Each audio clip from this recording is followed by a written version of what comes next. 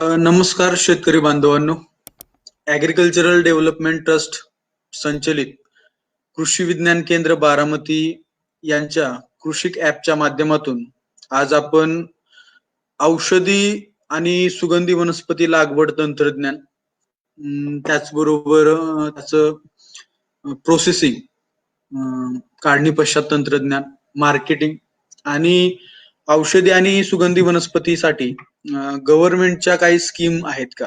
तर याच्यावरती आपण अ, थोडं डिस्कशन करणार आहोत. तर त्याच्यामध्ये औषधी आणि सुगंधी वनस्पती तसं बघायला गेलं तर आपल्या महाराष्ट्रामध्ये किंवा आपण म्हणतो की पश्चिम महाराष्ट्रामध्ये काही वर्षापासून लागवड जी आहे ती एकदम चांगल्या प्रमाणे होत आहे. आणि सध्याच्या काळामध्ये म्हणजे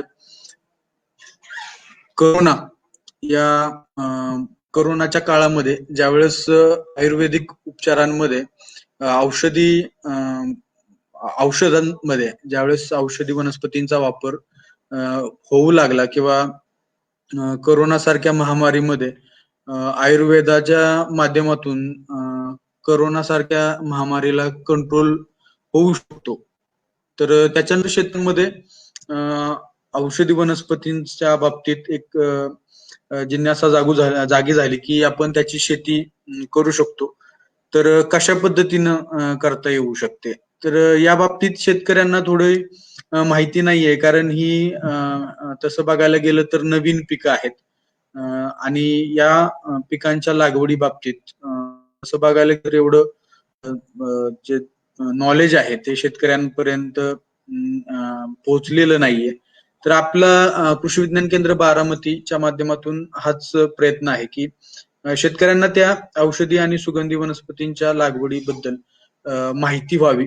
त्याचं काढणी पश्चात तंत्रज्ञान कसं असतं किंवा त्याचं मार्केट कसं असतं किंवा औषधी सुगंधी वनस्पतींमध्ये ज्यावेळेस आपण जातो तर सुगंधी वनस्पतींमध्ये त्याचे जे प्रोसेसिंग आहे, प्रक्रिया आहे, तर ती कशा पद्धतीची असते.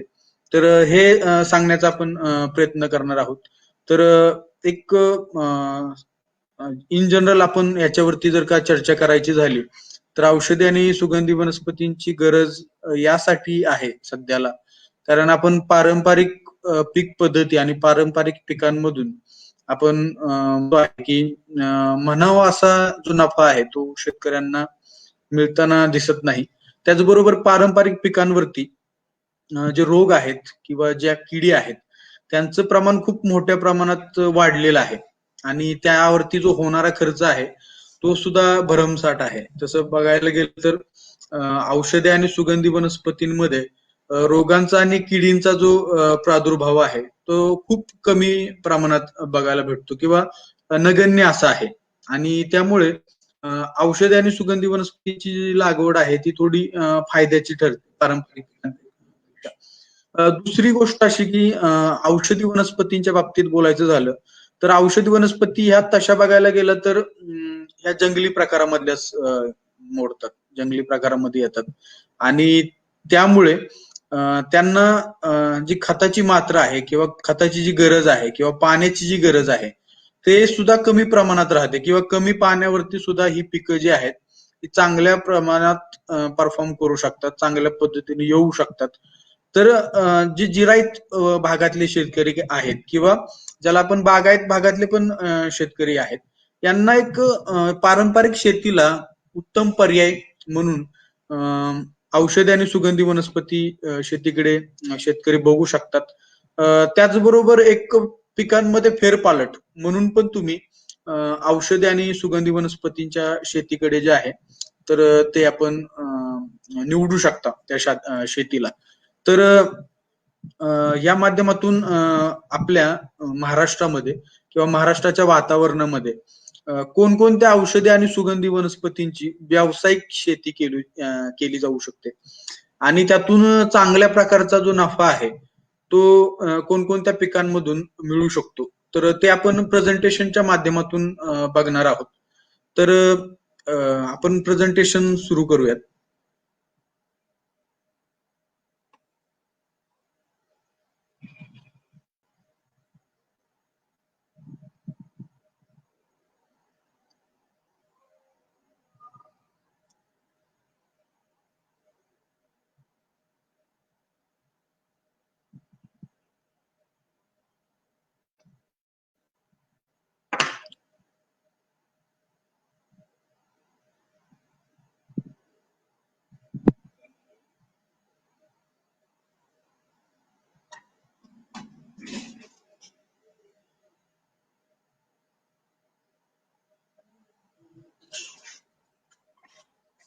एक्सेप्ट करू का?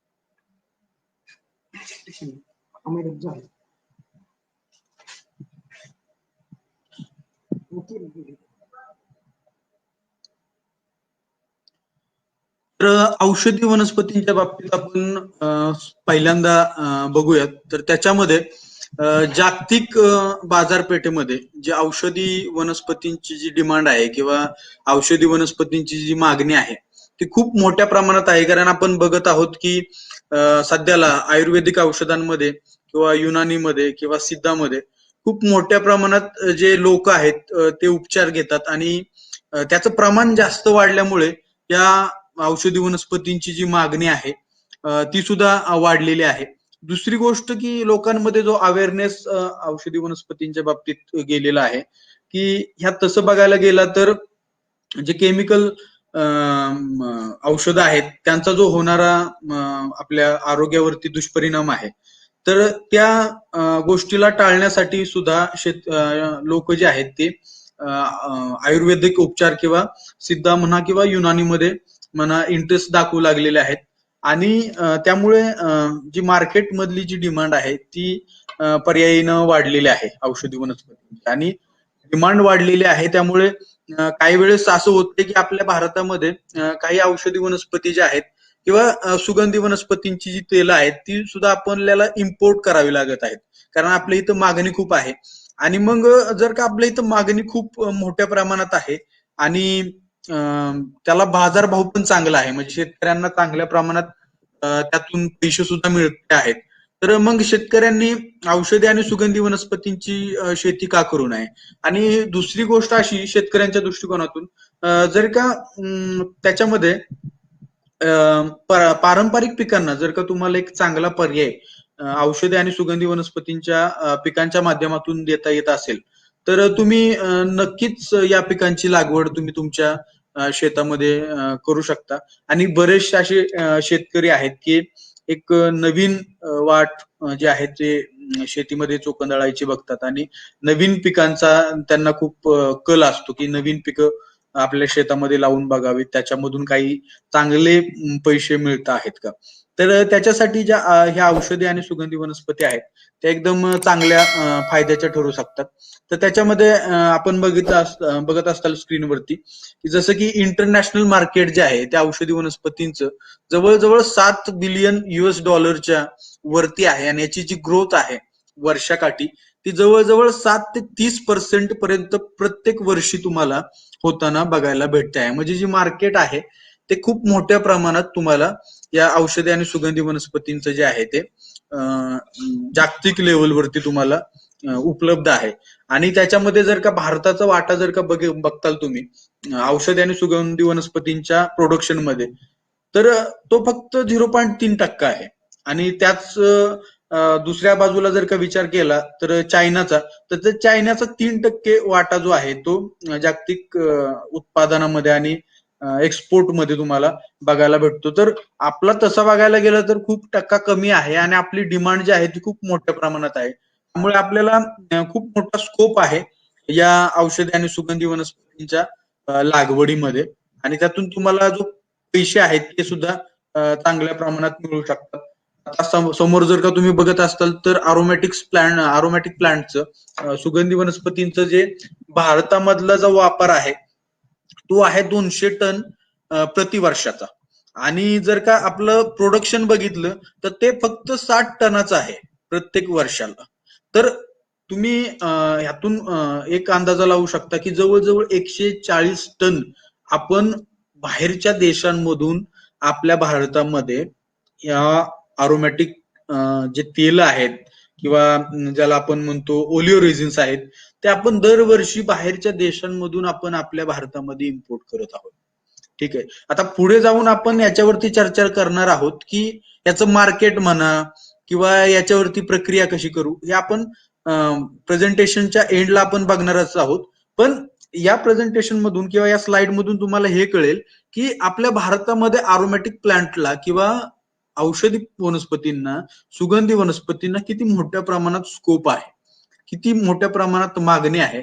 जर का ही मागणी आपल्याच भारतीय शेतकऱ्यांनी फुलफिल केली तर एक प्रकारे आपल्या शेतकऱ्यांना सुद्धा फायदा होणार आहे आणि आपल्या भारतीय अर्थव्यवस्थेला सुद्धा यातून फायदा होणार आहे. त्यामुळे तुम्ही औषधी आणि सुगंधी वनस्पतींच्या लागवडीबद्दल जर का पॉझिटिव्ह राहिला तर एकदम फायद्याचं ठरू शकताल.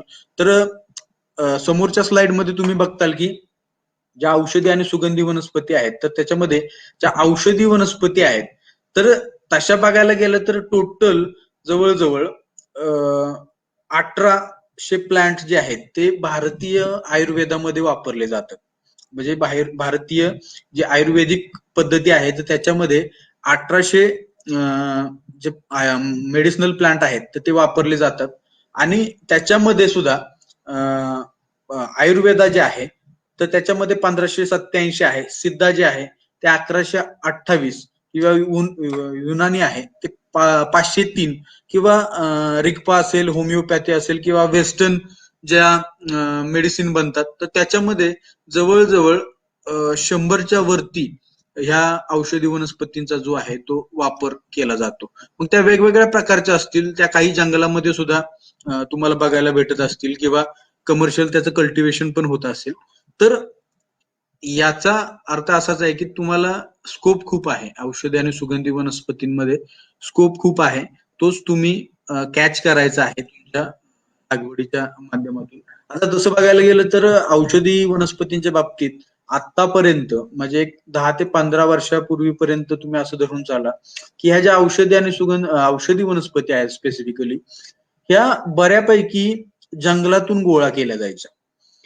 आणि याच्यातून व्हायचं काय की जो जंगलाचा जो मूळ सोर्स आहे तर ज्याला म्हणतो की आपण रिसोर्स आहे तो एक प्रकारे नामशेष होत चालला होता आणि याला कुठंतरी वाचवायला हवं. त्यासाठी गव्हर्नमेंटने पुढाकार घेऊन त्यातून 2 संस्थांचं गठन केलेलं आहे. त्याच्यामध्ये पहिली जी आहे ती medicinal plant board of India आणि ही जी संस्था आहे ती आयुष मंत्रालयाच्या अंडर काम करते. तर या मेडिसिनल प्लांट बोर्ड ऑफ इंडियाच्या माध्यमातून तुम्हाला बघायला भेटेल की गव्हर्नमेंटच्या थ्रू वेगवेगळ्या प्रकारच्या ज्या स्कीम्स आहेत किंवा ज्याला आपण म्हणतो की आर्थिक सहाय्य जे आहे ते या आयुष मंत्रालयाच्या माध्यमातून भारतातल्या शेतकऱ्यांना केलं जातं.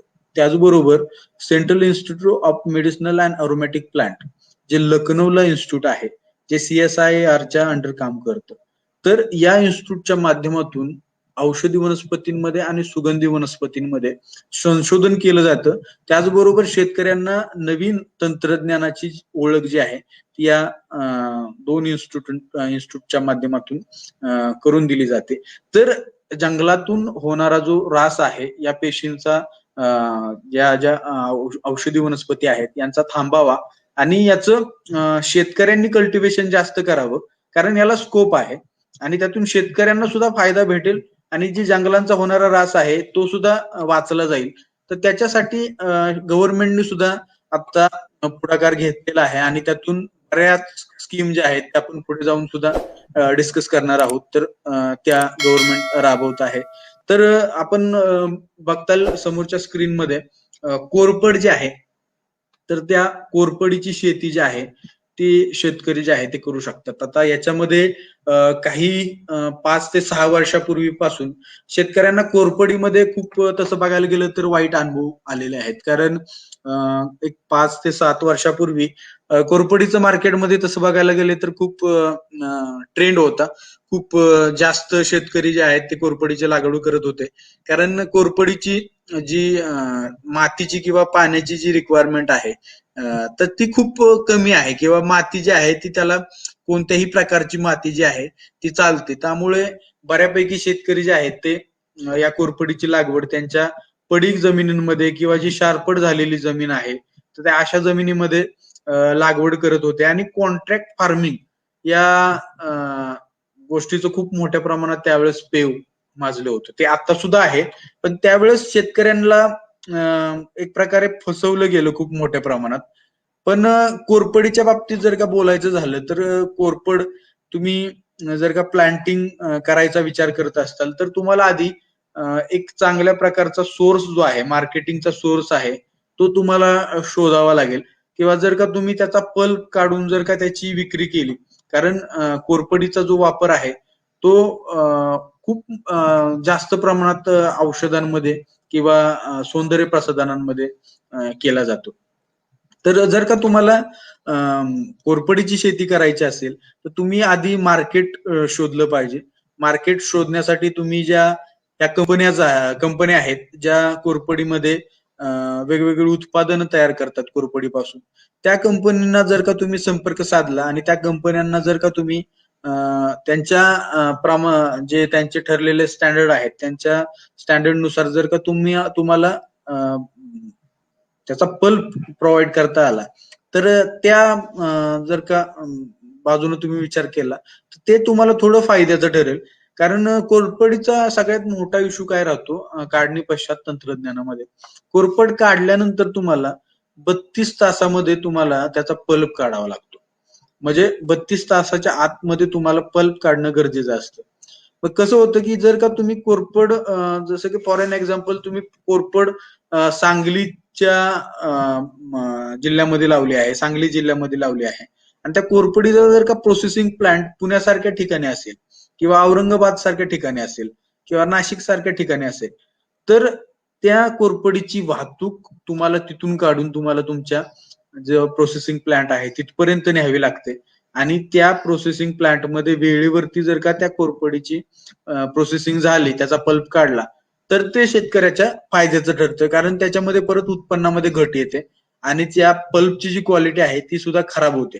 त्यामुळे वेळेवरती पल्प काढणं महत्वाचं राहतं. त्यामुळे जर का तुम्ही शेतकऱ्यांनी एकत्र येऊन जर का पल्परच्या माध्यमातून काही थोडी इन्व्हेस्ट केली किंवा गव्हर्नमेंट सुद्धा तुम्हाला अर्थसहाय्य करत आहे, भारतीय आपल्या आयुष मंत्रालयाच्या माध्यमातून जे आपला कृषी विभाग आहे त्यांच्याकडे जर का तुम्ही प्रपोजल सादर केलं तर त्याच्या माध्यमातून सुद्धा तुम्हाला कोरपडीला जे आहे प्रोसेसिंग प्लांटला तुम्हाला अर्थसहाय्य जे आहे ते मिळून जाऊ शकतं. तर त्याच्यामध्ये एकत्रित येऊन गटाच्या माध्यमातून जर का तुम्ही कोरपडीच्या प्रोसेसिंग प्लांटची स्थापना केली तरी तुम्हाला एकदम चांगल्या प्रकारचा जो बेनिफिट आहे तो शारपट जमिनीतून किंवा पडीक जमिनीतून कोरपड जे आहे ते पीक देऊन जाऊ शकतं. कारण कोरपडीचा जो पल्प आहे तो जवळजवळ ह्या ज्या कंपन्या आहेत ते 10 ते 15 रुपये लिटरनी घेतात. आणि याचं जे वजन आहे, याचं जे उत्पन्न आहे ते तुम्हाला 10 ते 12 टनापर्यंत तुम्हाला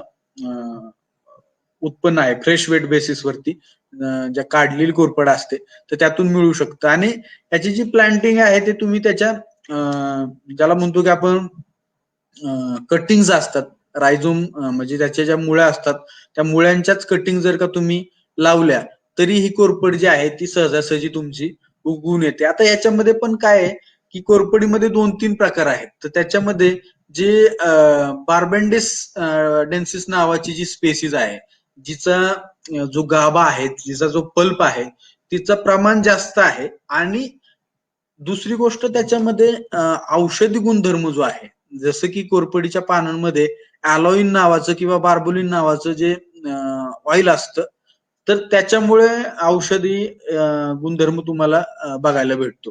तर हे अलोईन आहे किंवा बार्बोलिन आहे हे बार्बडेन्सिस नावाची जी कोरपडीमधली स्पेसीज आहे तर तिच्यामध्ये एकदम चांगल्या प्रमाणात बघायला भेटतं.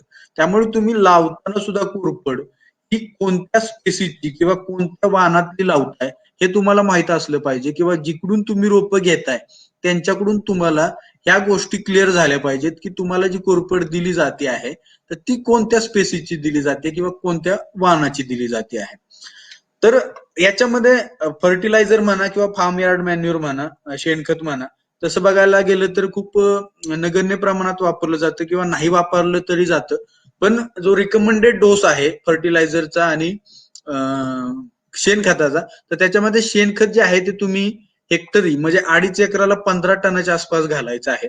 आणि नत्र, स्फुरद आणि पालासचा जो डोस आहे तो तुम्ही 150 केजी नत्र, 35 केजी पालाश, स्फुरद आणि 40 केजी जे आहे ते पालाश घालायचं आहे. तर त्याच्यामध्ये जे नत्र आहे ते तुम्ही अर्धा डोस आणि पालाशचा आणि स्फुरदचा full dose at the time of planting, म्हणजे ज्यावेळेस तुम्ही लागवड करता त्यावेळेस जर का तुम्ही घातला आणि नंतर एक 6 महिन्यांनी जो हाफ डोस आहे तो जर घातला तरी तुम्हाला एकदम चांगला रिझल्ट या कोरपडीच्या लागवडीतून तुम्हाला किंवा त्याच्या पानांची जी जाडी आहे ती वाढताना दिसेल किंवा पानांची जी साईज आहे, जी लेंथ आहे ती वाढताना दिसेल आणि त्याचाच फरक तुम्हाला पुढे जाऊन उत्पन्नामध्ये बघायला भेटेल. तर त्याचं जी काढणी आहे ती 8 महिन्यामध्ये तुम्ही करू शकता आणि एकदम स्वस्तामध्ये, ज्याला म्हणतो की खूप कमी इन्व्हेस्टमेंट करून तुम्ही कोरपडीमधून सुद्धा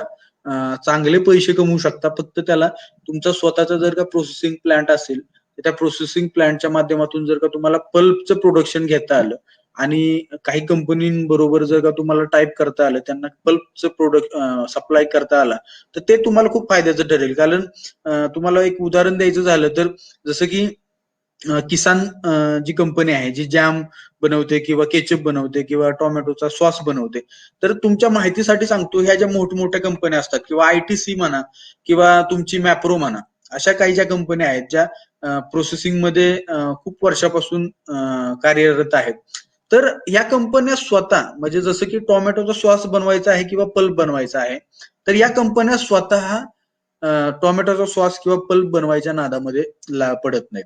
त्या काय करतात, कोणत्या तरी छोट्या कंपनीला हे करतात, म्हणजे त्यांच्याकडून पल्प जे आहे ते विकत घेतात आणि त्याच्यावरती परत प्रक्रिया करून त्याचे आयुर्वेदिक प्रोडक्ट्स किंवा कॉस्मेटिक प्रोडक्ट्स जे आहेत ते बनवतात. त्यामुळे तुम्हाला जर का याच्यामध्ये पल्परच्या माध्यमातून पल्प बनवता आला आणि त्या पल्प जर का कंपन्यांना सप्लाय करता आला, तर नक्कीच तुम्हाला कमी इन्व्हेस्टमेंटमध्ये जे कोरपड आहे ती चांगला रिटर्न देऊ शकते किंवा तुम्ही स्वतः सुद्धा कोरपडीच्या पल्प पासून तुमची वेगवेगळी उत्पादनं आहेत ती तुम्ही घेऊ शकता. त्यामुळं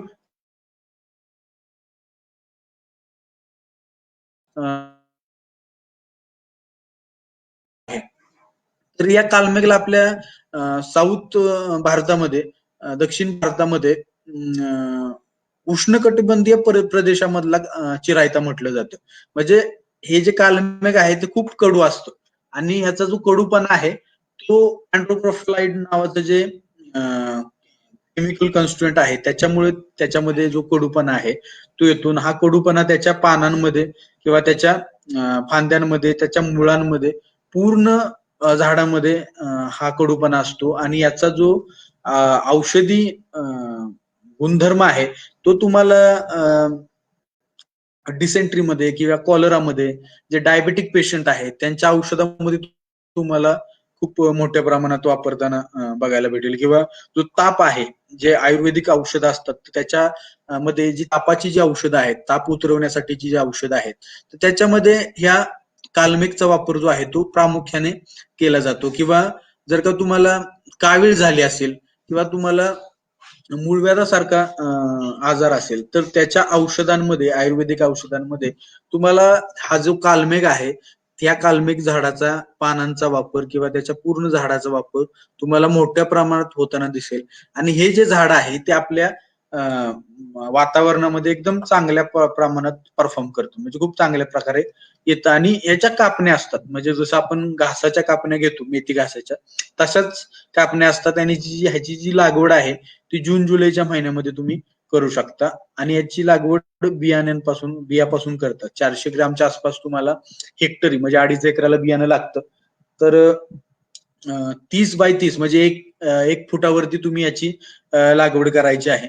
आणि जर का तुम्ही तुमच्या वाप्यामध्ये लागवड केली तरी चालून जाते किंवा तुम्ही सरीला जरी लागवड केली तरी याची चालून जाते. खतांची जर का मात्रा बघायची झाली तर 15 टनाच्या आसपास तुम्हाला शेणखत हेक्टरी घालावं लागतं आणि जे नत्र स्फुरद आणि पालाश आहे ते 75 केजी 75 केजी 50 केजी प्रति हेक्टरी तुम्हाला घालावं लागतं. पहिली जी कापणी आहे ती साधारणतः 3 ते 4 महिन्यानंतर म्हणजे ज्यावेळेस तुम्ही सोईंग करता म्हणजे पेरणी करता किंवा लागण करता या बियाण्याची त्याच्यानंतर तुम्हाला 3 ते 4 महिन्यानंतर पहिली कापणी येते आणि त्याच्यानंतरच्या ज्या कापण्या आहेत त्या 60 ते 70 दिवसाच्या फरकाने तुम्हाला बघायला भेटतात म्हणजे कापू शकता आणि हे पीक जवळजवळ 3 महिने जे आहे 3 वर्ष जे आहे ते तुमच्या रानामध्ये तुम्ही म्हणजे घेऊ शकता. 4 दिवस तुम्हाला सावलीमध्ये ही कालमेघ जी आहे वनस्पती ही वाळवायची आहे आणि हिचं वाळवून जे पानाचं उत्पन्न जे आहे ते 2 ते 2.5 टनापर्यंत प्रति हेक्टरी येतं. आता याच्यामध्ये इथून पुढे मी प्रत्येक ठिकाणी असं सांगेल की याच्या औषधी वनस्पती आहेत ह्या सावलीला वाळवायच्या आहेत आणि नंतर तुम्ही त्याला विकायच्या आहेत. सावलीला का वाळवायच्या? कारण याच्यामध्ये जे केमिकल असतं ज्याच्यामुळे औषधी फरक जाणवतो किंवा ज्याच्यामुळे औषधी गुणधर्म त्याच्यामध्ये असतो.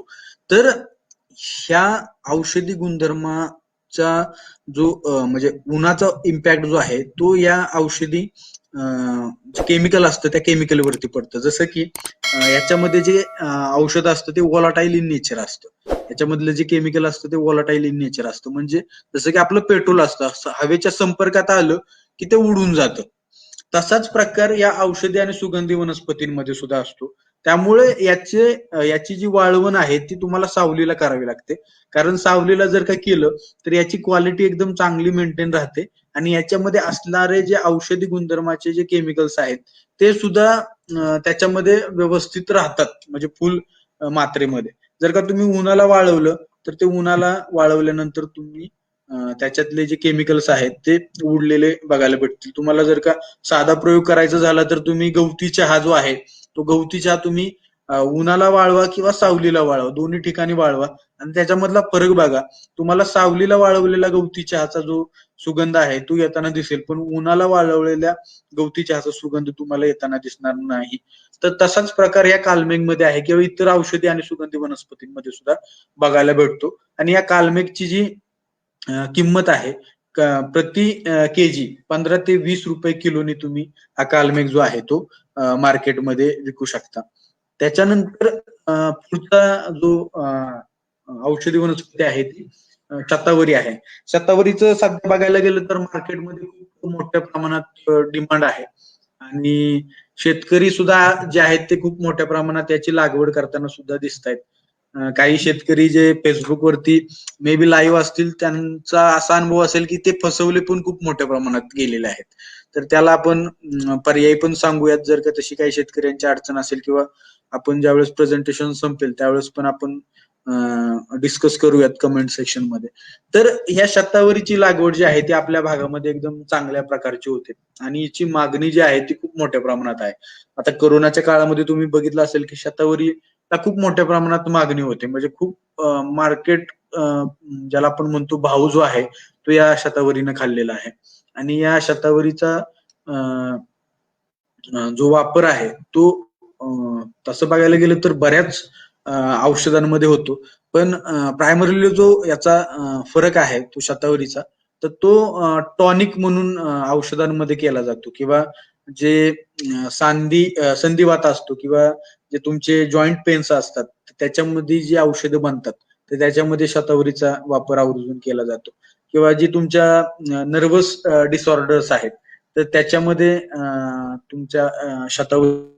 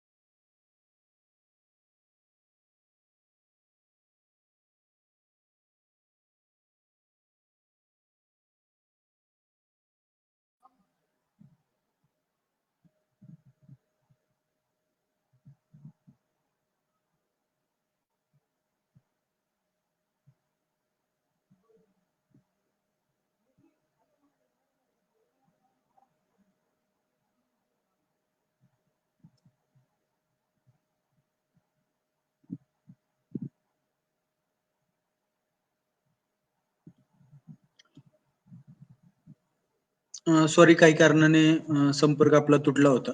तर आपण शतावरीमध्ये आपण डिस्कस करत होतो, देशी आणि पिवळ्या शतावरीमध्ये. तर पिवळी शतावरी आणि देशी शतावरी याच्यामध्ये फरक हा आहे की देशी शतावरीमध्ये ज्याला आपण म्हणतो की औषधी गुणधर्म आहेत, हे कमी आहेत पिवळ्या शतावरीपेक्षा. आणि पिवळ्या शतावरीमध्ये औषधी गुणधर्म जास्त आहेत. पण ह्याच्यामध्ये असं आहे की देशी शतावरीचं उत्पन्न जास्त येतं, पण त्याच्यामध्ये औषधी गुणधर्म कमी आहेत. आणि त्या औषधी गुणधर्म असल्यामुळे देशी शतावरीला मार्केटमध्ये किंमत सुद्धा कमी मिळते, किंवा मार्केटची जी प्राइस आहे ते सुद्धा कमी मिळते. आणि पिवळ्या शतावरीला, ज्याला आपण नेपाळी शतावरी पण म्हणतो, तर त्या नेपाळी शतावरीचं उत्पन्न कमी आहे. त्याच्या म्हणजे मुळ्यांचे जे साईज आहे ती पण छोटी राहते. पण याच्यामध्ये औषधी गुणधर्म जे आहेत ते तुम्हाला एकदम जास्त प्रमाणात चांगले बघायला भेटतात. त्यामुळे नेपाळी शतावरीला जी मागणी आहे ती मार्केटमध्ये जास्त आहे. आणि त्याच्यामध्ये सुद्धा जे माणसांसाठी जी आयुर्वेदिक औषधं बनवली जातात किंवा इतर ह्याच्यामध्ये औषधं बनवली जातात, तर त्याच्यामध्ये पिवळ्या शतावरीचा जो आहे तो वापर जास्त केला जातो. किंवा जी महागडी आयुर्वेदिक औषधं असतात त्याच्यामध्ये तुम्हाला पिवळ्या शतावरीचा जो वापर आहे, त्याच्या पावडरचा वापर आहे, तो मोठ्या प्रमाणात केला जातो.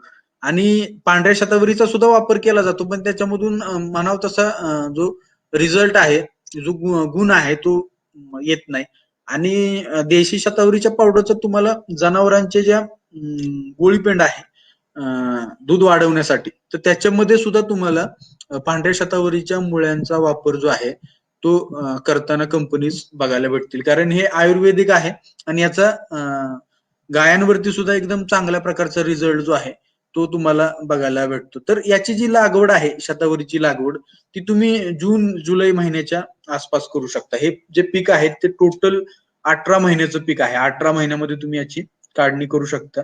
आणि 6 ते 8 या पीएचच्या रेंजमध्ये तुम्ही याची लागवड जी आहे ती करू शकता. शक्यतो या शतावरीच्या पिकासाठी तुम्हाला जी लाल जमीन आहे किंवा जंगली जमीन आहे किंवा सँडी ज्याला आपण वालुकामय पोयट्याची जमीन म्हणतो, किंवा ब्लॅक कॉटन सॉइल आहे, तर ती तुम्ही त्या जमिनीमध्ये तुम्ही याची लागवड करू शकता.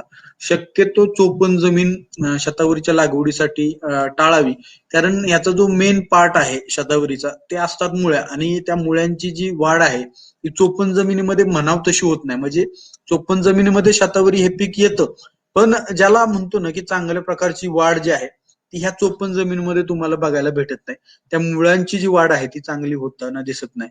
त्यामुळे ज्या मातीमध्ये पाण्याचा निचरा एकदम चांगला होतो, हवा खेळती राहते, अशी जर का माती तुम्ही शतावरीच्या लागवडीसाठी निवडली तर एकदम चांगल्या प्रकारे तुम्हाला शतावरी त्याच्यामध्ये येताना दिसेल. याची लागवड तुम्ही त्याच्या बियापासून किंवा त्याचे जे छोटे छोटी मुळे असतात त्याला आपण पिल्ल सुद्धा म्हणतो, तर त्या पिल्लांच्या माध्यमातून सुद्धा तुम्ही या मुळ्यांच्या माध्यमातून किंवा बियाच्या माध्यमातून शतावरीची लागवड करू शकता.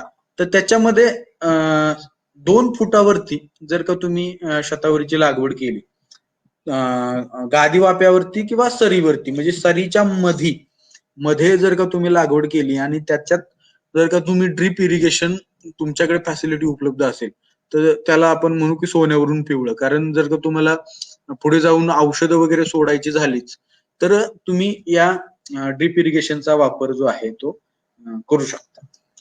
त्याच्यानंतर याची जी काढणी आहे, जसं मगाशी म्हटल्याप्रमाणे की ते 18 महिन्यांची ज्यावेळेस शतावरी होते त्यावेळेस पूर्ण त्याचा कालावधी कंप्लीट होतो. तसं बघायला गेलं तर 14 महिन्यांपासून तुम्ही शतावरीची जी काढणी आहे ती करू शकता.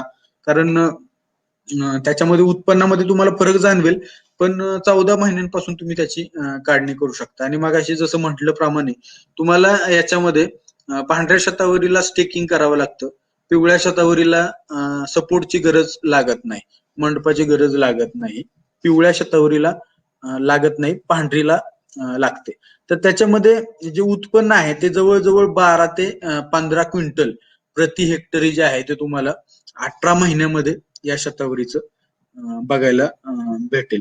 आणि याच्यामध्ये जे रेट आहेत तर ते मार्केटमध्ये जर का पांढरी शतावरी वाळलेली जर का तुम्ही विकायला गेलात तर ते तुम्हाला जवळ-जवळ ₹150 किलो पर्यंत तुम्हाला पांढरी शतावरी जी आहे ती तुमची विकत घेतात आणि पिवळीचं जवळ-जवळ ₹200 ते ₹250 पर्यंत मार्केट आहे. तर एक ज्याला म्हणतो की आपण ऊस म्हणा, आपल्या पश्चिम महाराष्ट्राच्या दृष्टिकोनातून बघायला गेलं, तर ऊसाला एकदम चांगला पर्यायी पीक जे आहे किंवा परिपालट म्हणून सुद्धा तुम्ही शतावरीची लागवड करू शकता. पण त्याच्यामध्ये तुम्हाला हेच आहे की मार्केट जे आहे ते तुम्हाला शोधावं लागेल. कारण बगैर मार्केटचं तुम्हाला म्हणजे ह्या ज्या औषधी वनस्पती आहेत त्या विकणं पॉसिबल नाहीये. कारण या औषधी वनस्पतींचे जे लिलाव आहेत ते आपल्या महाराष्ट्रामध्ये अजून होत नाहीत मार्केटला.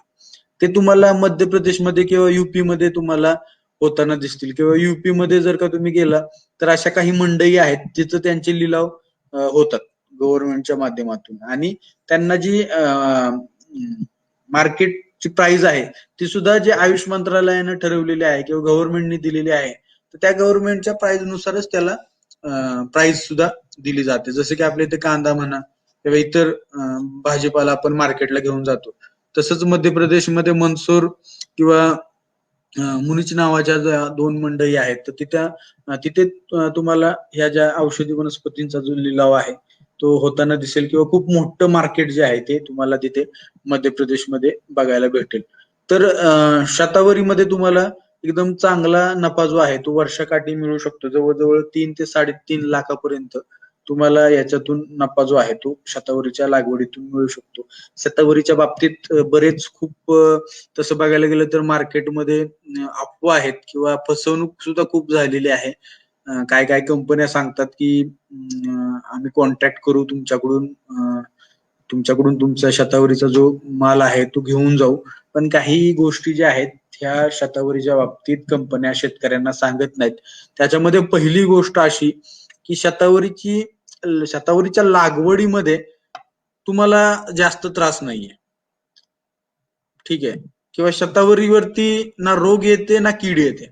ना शतावरीला जास्त पाण्याची गरज आहे.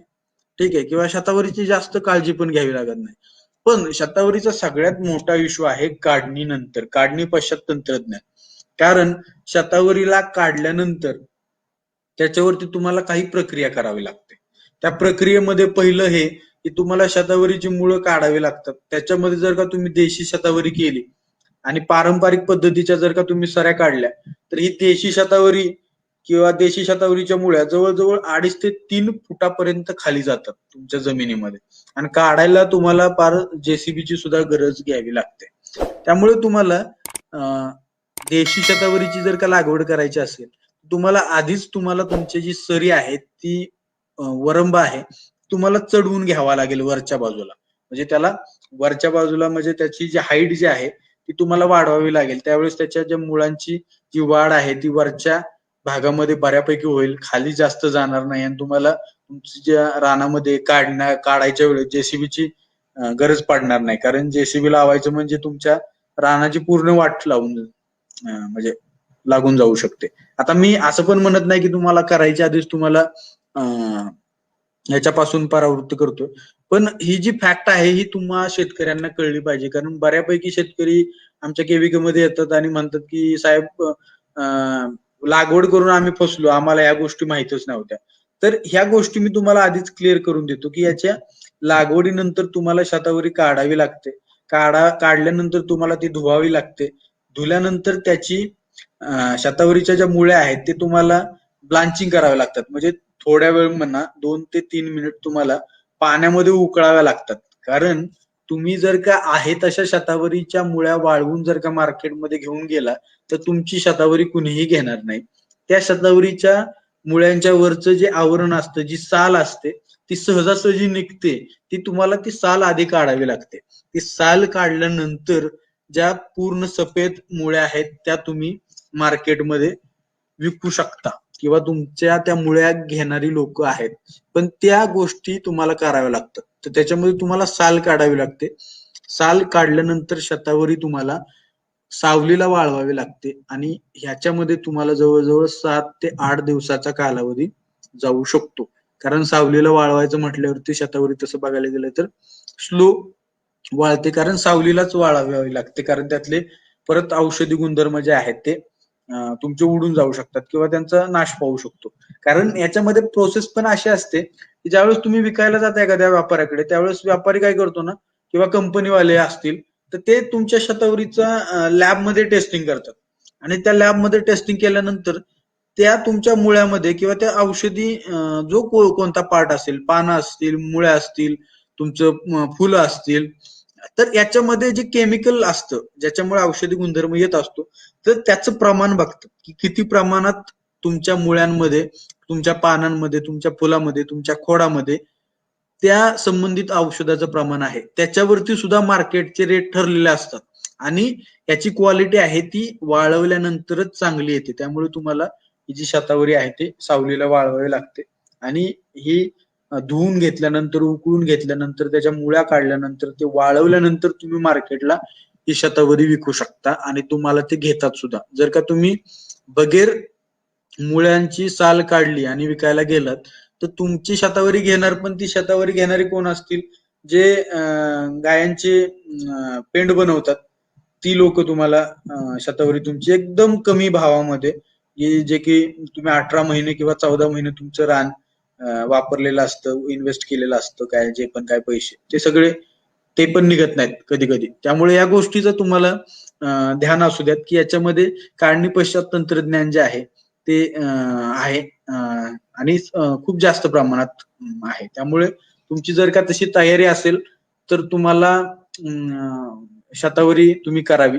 पण ही पण एक गोष्ट खरी आहे की जर का तुमची ही सगळी गोष्ट करायची तयारी असेल तर त्याच्यामध्ये लागवडीतून किंवा त्याच्या उत्पादनातून तुम्हाला पैसे सुद्धा एकदम चांगल्या प्रकारे मिळतात, ही गॅरंटी आहे. पण त्याच्यामध्ये तुम्हाला त्याचे काढणी पश्चात तंत्रज्ञान आहे ते पण तुम्हाला ध्यानात घेतलं पाहिजे. त्याच्यानंतर आपण ड्रमस्टिक म्हणतो, तर ज्याला आपण शेवगा म्हणतो, तर आता आपण इथं शेवग्याचा जो शेवग्याच्या बाबतीत डिस्कशन जे करणार आहे ते शेवग्याच्या पाल्याच्या बाबतीत डिस्कशन करणार, त्याच्या फळाच्या बाबतीत आपण डिस्कशन करणार नाही आहे. तर शेवग्याचा जो पाला आहे तो सुद्धा औषधी गुणधर्मात मोडला जातो आणि कॅन्सरचे पेशंट आहेत तर ते कॅन्सरच्या पेशंटमध्ये शेवग्याचा वापर जो आहे तो अलीकडच्या काळामध्ये खूप मोठ्या प्रमाणात वापरलेला आहे, किंवा त्याला आपण म्हणतो ऍज अँड टॉनिक म्हणून सुद्धा cancer sorry as and tonic म्हणून सुद्धा हे जे शेवग्याची पानं आहेत ते आपल्या आयुर्वेदामध्ये रिकमेंड केलेलं आहे की ते तुम्ही खाऊ शकता, जेणेकरून तुम्हाला जे हृदयाचे डिसिजेस आहेत, जो हृदयाचा जो प्रॉब्लेम आहे त्याच्यामध्ये तुम्हाला एकदम चांगल्या प्रकारचा फरक आहे तो या शेवग्याच्या पानाच्या माध्यमातून बघायला भेटेल. त्याचबरोबर तुमचा ताप असेल, सांधेदुखी असेल, किंवा तुमचा डायरिया असेल, किंवा डोळ्याच्या बाबतीत प्रॉब्लेम असतील, भुकेचा प्रॉब्लेम असेल, तरी शेवग्याची जी पानं आहेत ती तुमचा क्युअर करू शकतात. किंवा या शेवग्याच्या पानांमध्ये कॅल्शियम आणि मॅंगनीज पण खूप मोठ्या प्रमाणात भेटतं. त्यामुळं मेन्स्ट्रुअल सायकल मध्ये येणारे जे क्रॅम्प्स आहेत ते सुद्धा या शेवग्याच्या पानाच्या माध्यमातून जर का तुम्ही सेवन केलं तर ते तुम्हाला कमी होताना दिसतील. तर या शेवग्याची लागवड जी आहे ती तुम्ही 6.5 ते 8 pH पर्यंतची जी माती आहे त्याच्यामध्ये करू शकता. माती जी आहे ती वालुकामय पोयट्याची जर का असेल तर खूप चांगली, आणि आपल्या भागामध्ये एकदम चांगल्या प्रकारचा जो हा शेवगा आहे तो येतो. आता इथं पाण्याच्या म्हणजे पानांच्या उत्पादनाच्या दृष्टिकोनातून जर का बघायचं झालं तर शेवग्याची जी लागवड आहे ती तुम्हाला कमी अंतरावरती करावी लागते. म्हणजे फार फार तर तुम्ही पानांचं प्रोडक्शन जर का घ्यायचं झालं तर तुम्हाला एक 3 फुटावरती जो शेवगा आहे तो तुम्हाला लावावा लागतो, कारण याच्यामध्ये फक्त आपल्याला पानांचंच उत्पन्न घ्यायचं असतं, फळांचं उत्पन्न याच्यामध्ये घेऊन चालत नाही, किंवा जवळजवळ लागवड केल्यामुळे त्याची तशी एवढी वाढ सुद्धा होत नाही. तर याच्यामध्ये जे हे आहे खत आहे किंवा फर्टिलायझर आहे तर ते खतामध्ये 20 टनाच्या आसपास तुम्हाला शेणखत लागतं आणि 100 किलो नत्र, 100 किलो स्फुरद आणि 50 किलो पालाश जे आहे ते तुम्हाला याच्यामध्ये शेवग्यामध्ये वापरावं लागतं. आणि याचे जी पानं आहेत ती जवळजवळ 300 किलो पर्यंत प्रति एकरी तुम्हाला उत्पन्न देताना दिसतील. आणि या पानांची विक्री जर का तुम्ही करायची झाली तर जवळजवळ 30 ते 40 रुपये प्रति किलोच्या हिशोबाने तुम्हाला ही पानं विकता येतात. किंवा जर का तुम्ही कधी शहरात गेला किंवा शहरात जरी राहणारे असताल या फेसबुक लाईव्हच्या माध्यमातून, तर तुम्ही मॉल्समध्ये गेला तर तुम्ही आवर्जून बघा या ड्रमस्टिकच्या पानांची 1 किलोची किंमत किती आहे. पाठीमागेच मी एक ऍड बघितले तर त्याच्यामध्ये मध्य प्रदेश मधला कोणता तरी मॉल होता. तर त्या मॉलमध्ये या शेवग्याच्या पानांची म्हणजे वाळवलेल्या पानांची पॅकेट ठेवले होते आणि जवळजवळ 300 रुपये प्रति किलो असा त्या पाकिटवरती ह्या शेवग्याच्या पानांचा भाव लिहिला होता. म्हणजे एवढ्या भयंकर प्रमाणामध्ये ह्या पानांची जी डिमांड आहे ती तर आहेच आहे, पण त्यातून पैसे सुद्धा तुम्हाला चांगल्या प्रकारचे मिळू शकतात. आणि तुम्हाला पण माहिती आहे की शेवग्यामध्ये अशी जास्त मेहनत नाहीये. आणि याच्यामध्ये दुसरी गोष्ट अशी की तुम्हाला हिरवी पानं जी आहेत ती तुम्हाला हे करावी लागतात, म्हणजे काढायची, सावलीमध्ये वाळवायची आणि त्याची पावडर बनवायची. त्यामुळे याच्यामध्ये जो ज्याला म्हणतो की जास्त कष्ट सुद्धा करावे लागत नाहीत. तर त्यामुळे तुम्ही शेवग्यांच्या पानांची औषधी वनस्पती म्हणून सुद्धा लागवड करू शकता किंवा विचार करू शकता. त्याच्यामध्ये नंतरचे पीक आहे ते आहे ग्लोरी लिली, ज्याला आपण हिंदीमध्ये कालीहरी म्हणतो किंवा मराठीमध्ये त्याला कळलावी म्हणतो. तर या कळलावी वनस्पतीची जी लागवड आहे तर ती आपल्या भागामध्ये सुद्धा तुम्ही करू शकता. आणि विशेषतः ज्या शेतकऱ्यांना जंगली प्राण्यांचा खूप मोठ्या प्रमाणात प्रादुर्भाव आहे किंवा त्यांच्या शेतामध्ये उपद्व्याप जास्त करतात जंगली प्राणी, तर त्या प्राण्यांपासून जर का तुम्हाला सोडवणूक पाहिजे असेल किंवा त्या प्राण्यांच्या पासून तुम्हाला तुमचं पीक वाचवायचं असेल तर तुम्ही या कळलावी वनस्पतीची लागवड तुम्ही करू शकता. तर कारण याच्यामध्ये असे काही गुणधर्म आहेत त्याला जे हे जंगली जानवर आहेत ते खात नाहीत, कारण त्याची जी चव आहे ती एकदम कडू प्रकारची असते. त्यामुळे या कळलावी वनस्पतीला जंगली जानवर खात नाहीत किंवा नासधूस सुद्धा करत नाहीत. त्याचा वासच असा असतो की त्या प्राण्यांना लांबूनच कळतं की इकडे आपण जायला नको. त्यामुळे तुम्हाला जर का असं तुमच्या रानामध्ये परिस्थिती असेल, तिकडे तुमच्या रानाच्या शेजारी फॉरेस्ट असेल किंवा जंगल असेल आणि तिथे डुक्कर असेल म्हणा किंवा हरिण असेल किंवा इतर जंगली प्राणी असतील, ते त्रास देत असतील, तर तुम्ही कळलावी या औषधी वनस्पतीची लागवड करू शकता. हिची जी लागवड आहे ती त्याच्या कंदापासून केली जाते. 200 किलोच्या म्हणजे जवळजवळ 2 टनच्या आसपास कंद जे आहेत ते प्रति हेक्टरी लागतात. आणि याच्यासाठी जी जमीन आहे ती ज्याला आपण जंगली सॉइल म्हणतो ती एकदम सुटेबल आहे. एकदम चांगल्या प्रकारची वाढ ही लाल मातीमध्ये तुम्हाला बघायला भेटेल किंवा वालुकामय पोयट्याची जरी जमीन असली तरी चांगल्या प्रकारची याच्यामध्ये वाढ या कळलावी वनस्पतीची होते. आणि हिची जी लागवड आहे ती तुम्ही तुमच्या जून जुलै मध्ये किंवा फेब्रुवारी मार्च मध्ये तुम्ही करू शकता. आणि 60 बाय 45 सेंटीमीटरच्या अंतराने तुम्हाला याची लागवड करायची आहे. ती सरीला करू शकता किंवा तुम्ही वाप्यावरती करू शकता. याच्यामध्ये काही गोष्टी महत्वाच्या आहेत. तर त्यामध्ये पहिली एक तर गोष्ट की या कळलावी वनस्पतीला तुम्हाला सपोर्ट द्यावा लागतो. म्हणजे तुम्हाला त्याला, कारण वेल असल्यामुळे तुम्हाला सपोर्ट द्यावा लागतो. आणि दुसरी गोष्ट अशी की तुम्ही पुढे स्क्रीनवरती फुल बघत असताल मधल्या ह्याला इमेजला ह्याला स्लाइडला फुल आहे मधल्या ठिकाणी. तर त्याचं जर का तुम्ही फुल बघितलं तर ह्या कळलावी वनस्पतीचं वैशिष्ट्य असं आहे की हिचं जे परागी भवन आहे किंवा ज्याला आपण पॉलिनेशन म्हणतो, तर हे पॉलिनेशन खूप थोड्या प्रमाणात होतं. कारण याचा मेल पार्ट आणि फिमेल पार्ट हा खूप म्हणजे क्लिष्ट प्रकारचा आहे. त्यामुळे तुम्हाला याचं पॉलिनेशन आहे हे जर का तुम्हाला स्वतः करायला जमलं तर ते तुम्हाला खूप चांगल्या प्रकारचं उत्पन्न जे आहे ते देऊन देतं. कारण याचं जो मेल पार्ट आहे आणि फिमेल पार्ट आहे तो वेगवेगळ्या पोझिशनला असल्यामुळे याच्यामध्ये पराग जे आहेत ते म्हणजे मेल पार्ट वरून फिमेल पार्ट वरती सहजासहजी जात नाहीत. आणि जर का तुम्हाला तेवढे एफर्ट्स घ्यायचे नसतील तर जो आपला ब्लोअर असतो तो ब्लोअरच्या माध्यमातून ज्यावेळेस फुल मॅच्युअर होतं तर त्या स्टेजला जर का तुम्ही ब्लोअरनी ते पोलन्स उडवले हवेमध्ये तर ते त्या फिमेल पार्ट वरती जाऊन पडतात आणि त्याचं पॉलिनेशन होतं. तर याचा जो मेन पार्ट राहतो तो एडिबल पार्ट ज्याला म्हणतो, ऑफिशियल पार्ट जो म्हणतो, ते असतं सीड. आणि त्याच्यानंतर त्याची जी मुळं असतात ती सुद्धा औषधी ह्याच्यामध्ये वापरले जातात, ट्रीटमेंटमध्ये वापरले जातात.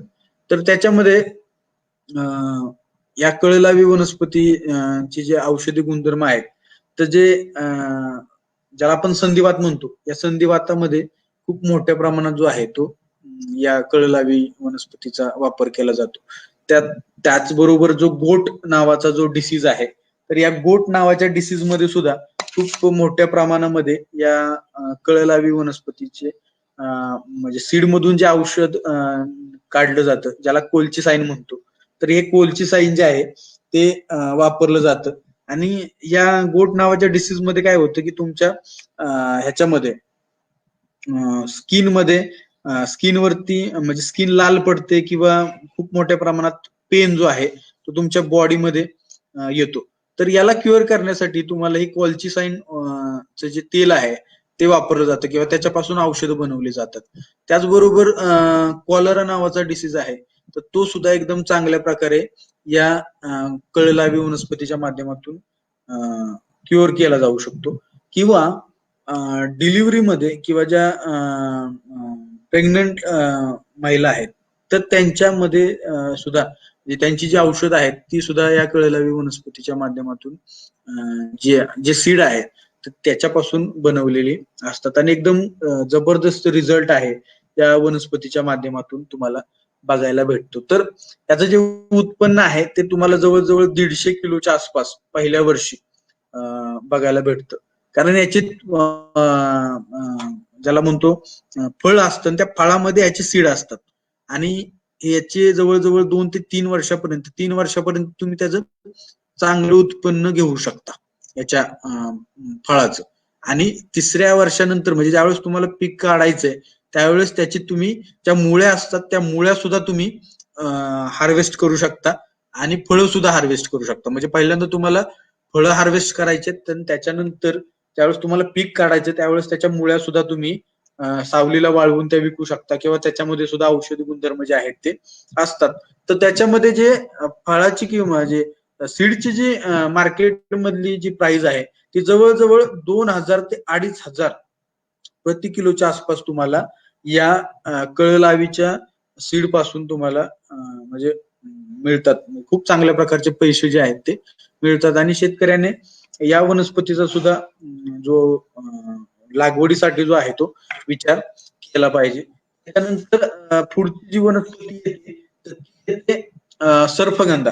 तर सर्पगंधा पण तुम्हाला सगळ्यांना माहिती असेल की या सर्पगंधा वनस्पतीचा बघायला गेलं तर अवेअरनेस आपल्या भागामध्ये असा आहे की साप चावल्यानंतर या वनस्पतीच्या मुळ्यांचं कन्झम्पशन केलं जातं किंवा ही तुम्ही आदिवासी भागामध्ये गेला तर तुम्हाला बऱ्यापैकी लोकांकडे ही वनस्पती जी आहे ती त्यांच्या पोटलीमध्ये आवर्जून बघायला भेटते सर्पगंधा वनस्पती. किंवा विंचू चावला असेल किंवा एखादी विषारी माशी चावली असेल तर त्या माशीचं त्या विंचवाचं किंवा सापाचं विष उतरवण्याची ताकद या सर्पगंधा वनस्पतीमध्ये आहे. आणि ही आयुर्वेदामध्ये खूप ज्याला म्हणतो की चांगल्या औषधाची वनस्पती म्हणून सर्पगंधेची ओळख आहे. 18 महिन्याचं हे पीक आहे आणि या पिकासाठी सुद्धा ज्याला आपण म्हणतो की पोयट्याची जमीन ही आहे. पोयट्याची जमीन उपयोगी राहते किंवा चांगल्या प्रकारची वाढ जी आहे ती या जमिनीमध्ये तुम्हाला बघायला भेटते. तर याची लागवड तुम्ही बियाण्यांपासून किंवा त्याच्या ज्या फांद्या असतात त्या फांद्यांपासून सुद्धा करू शकता. 18 महिन्याचं पीक आहे आणि सरीवरती किंवा गादी वाफ्यावरती याची तुम्ही लागवड करू शकता. कारण ज्यावेळेस ते पीक परिपक्व होते त्यावेळेस ते तुम्हाला उपटावं लागतं. पण त्याच्यामध्ये जर का तुम्ही सरीवरती लागवड केली मधोमध तर तुम्हाला एकदम काढणीच्या वेळेस सुद्धा सोपस्कर ठरतं. तर त्याच्यामध्ये जर का तुम्ही पहिल्या वर्षी म्हणजे पहिल्या वर्षाला जर का त्याचं उत्पन्न बघायला गेलं तर जवळजवळ 11 क्विंटलच्या आसपास पहिल्या वर्षी उत्पन्न येतं. दुसऱ्या वर्षी परत ते वाढतं. जवळजवळ ते 22 क्विंटल पर्यंत जातं.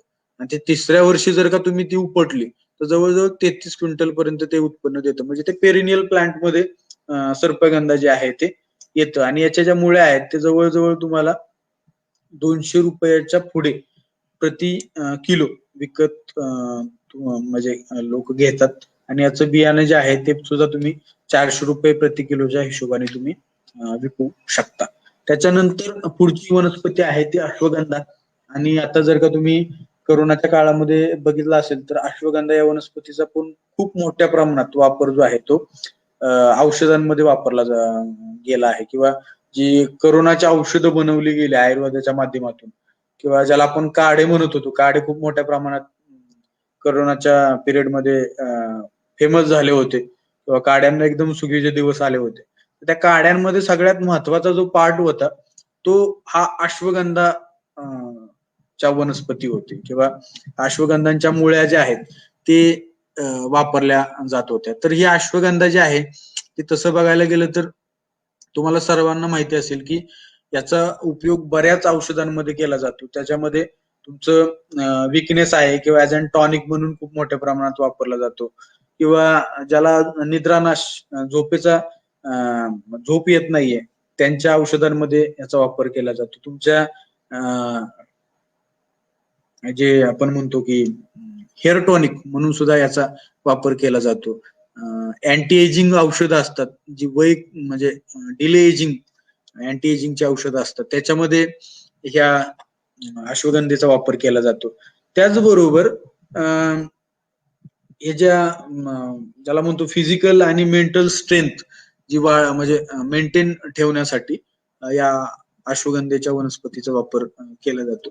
त्याच्यामध्ये 5 kg सीड आहे ते तुम्हाला एका हेक्टरला वापरावं लागतं. त्याच्यामध्ये तुम्ही त्याची जी लागवड आहे ती म्हणजे डिबलिंग पद्धतीने म्हणजे कोशाने करू शकता किंवा तुम्ही त्याचे झाडं म्हणजे नर्सरी प्लांट बनवून सुद्धा ट्रान्सप्लांट करू शकता आणि तुम्ही विस्कटू सुद्धा शकता तुमच्या रानामध्ये.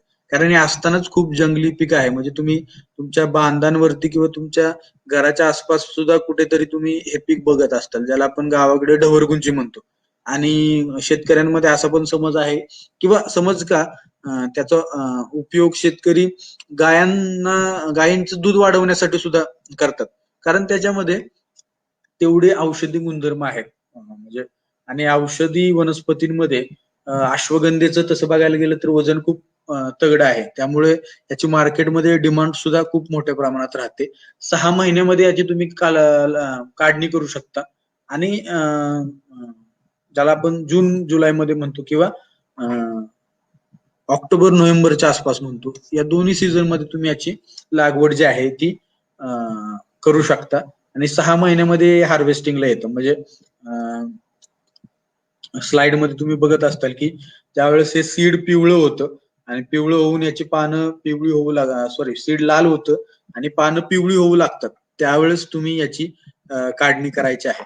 आणि जी वाळलेली मुळं आहेत ती जवळजवळ 5 ते 7 क्विंटल प्रति हेक्टरी या हिशोबाने तुमच्या 2.5 एकरामध्ये उत्पन्न देतात आणि जवळजवळ 200 ते 300 रुपये प्रति किलोच्या हिशोबाने तुम्हाला ह्याची विक्री होताना दिसते. त्याच्यानंतर तुळस आहे. तुळशीचा पण तुम्ही बघाल खूप मोठ्या प्रमाणामध्ये वापर जो आहे तो आयुर्वेदिक औषधांमध्ये होतो. त्याच्यामध्ये तुळशीमध्ये 2-3 प्रकार आहेत पण त्याच्यामध्ये कृष्ण तुळस आहे. तर त्या कृष्ण तुळशीमध्ये एकदम चांगल्या प्रकारचे औषधी गुणधर्म जे आहेत ते बघायला भेटतात. 300 किलोच्या आसपास तुम्हाला सीड लागतं एका हेक्टरासाठी आणि जमीन तशी बघायला गेलं तर तुळशीला कोणतीही चालते.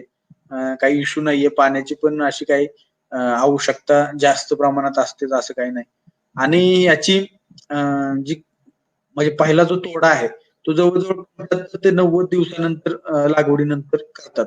आणि नंतरचे जे तुळशीचे तोडे आहेत ते 2-2 महिन्याच्या फरकाने तुम्हाला करावे लागतात. 5 ते 8 टन प्रति हेक्टरीच्या हिशोबाने तुम्हाला उत्पन्न तुळस देते. आणि याची पानं जी आहेत ती वापरली जातात मुख्यतः. आणि 25 ते 30 रुपये किलोच्या हिशोबाने तुमची ही जी तुळशीची पानं आहेत ती घेतली जातात.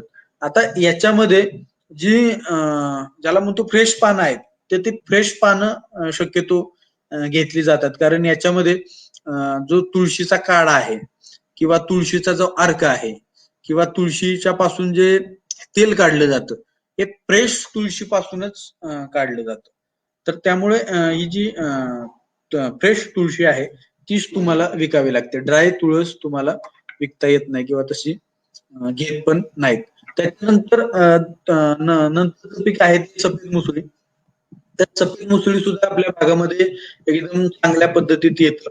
आणि जर का वालुकामय पोयट्याची किंवा लाल माती असेल तर लाल मातीमध्ये किंवा वालुकामय पोयट्याच्या मातीमध्ये एकदम चांगल्या प्रकारची वाढ जी आहे ती या सफेद मुसळीच्या पिकाची होते.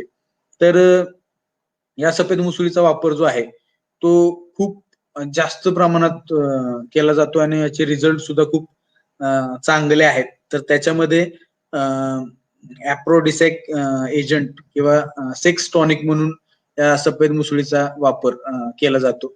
किंवा प्रेग्नन्सीच्या आधी किंवा डिलिव्हरीच्या नंतर जे प्रॉब्लेम आहेत जे महिलांमध्ये बघायला भेटतात तर त्याच्या म्हणजे त्याचं क्युअर करण्यासाठी सुद्धा सफेद मुसळीपासून जी औषधं बनवली जातात तर त्याच्यामध्ये सफेद मुसळीचा वापर केला जातो.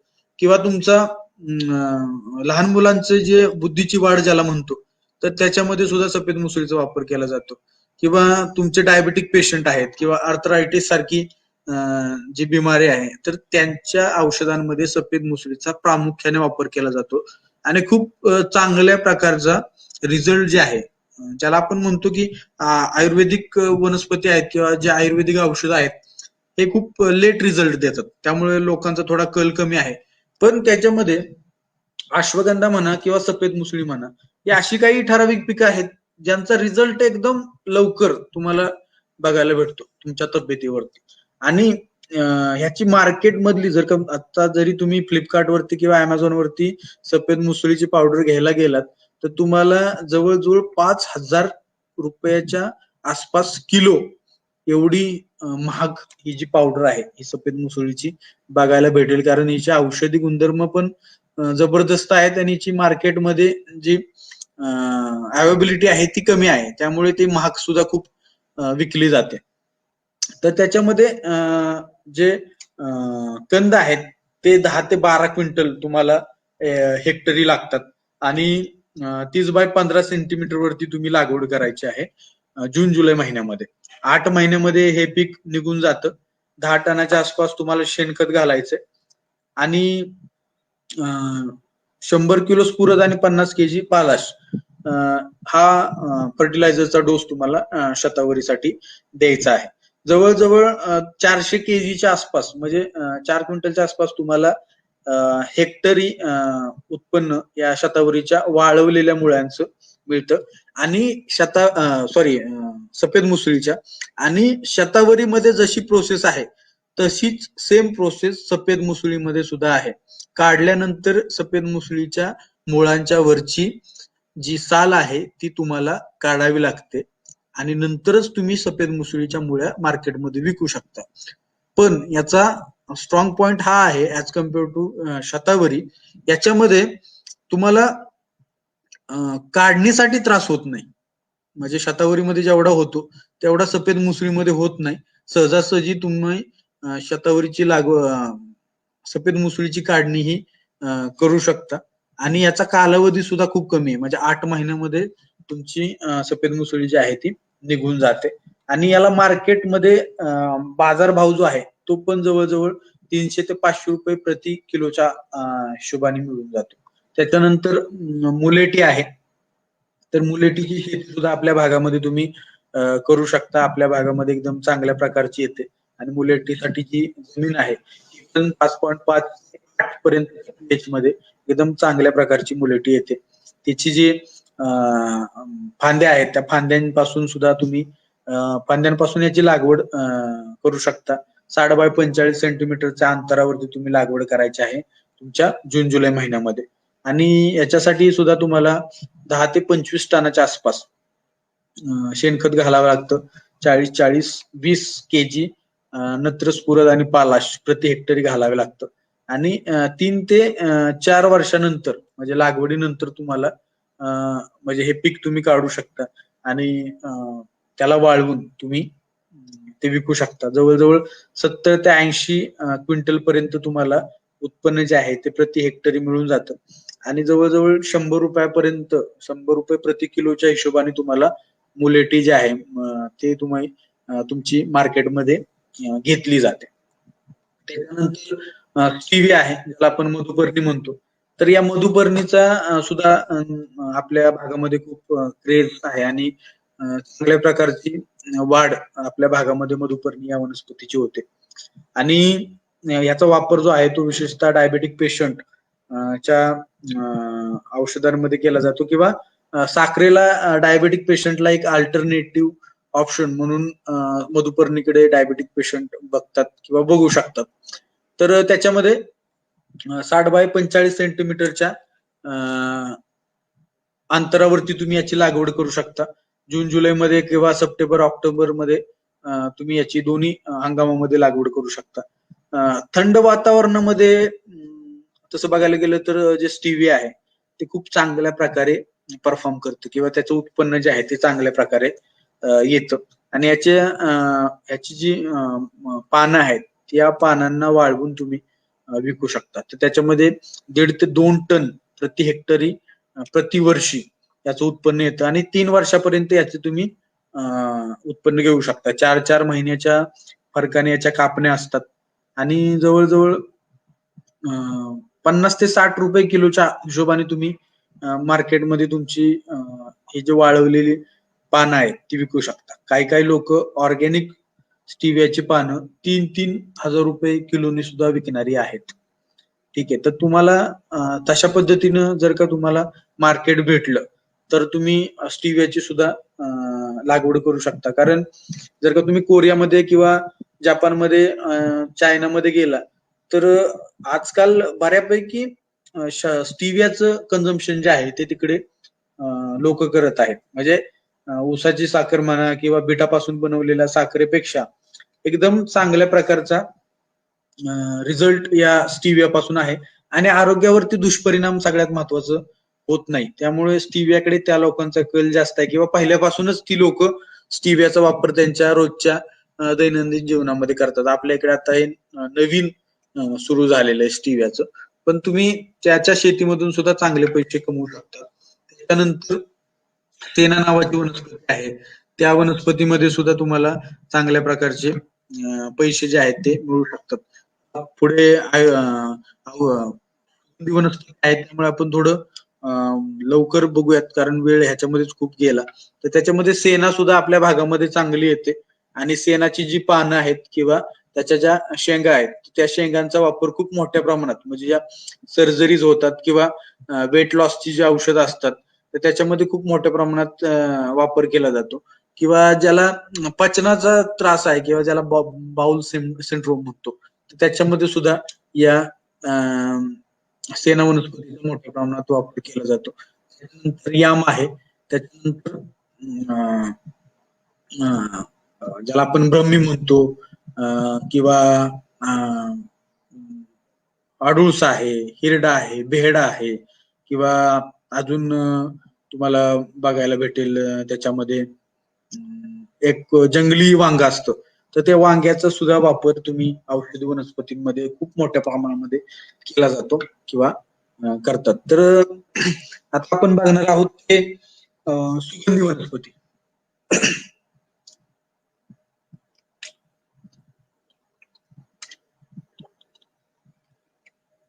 तर सुगंधी वनस्पतींमध्ये आता सध्याला सगळ्यात जास्त ट्रेंडिंग मध्ये पीक आहे किंवा जे क्रॉप आहे ते आहे पेलार्गोनियम ग्रॅव्हलन्स, ज्याला आपण रोज सेंटेड जिरॅनियम म्हणतो.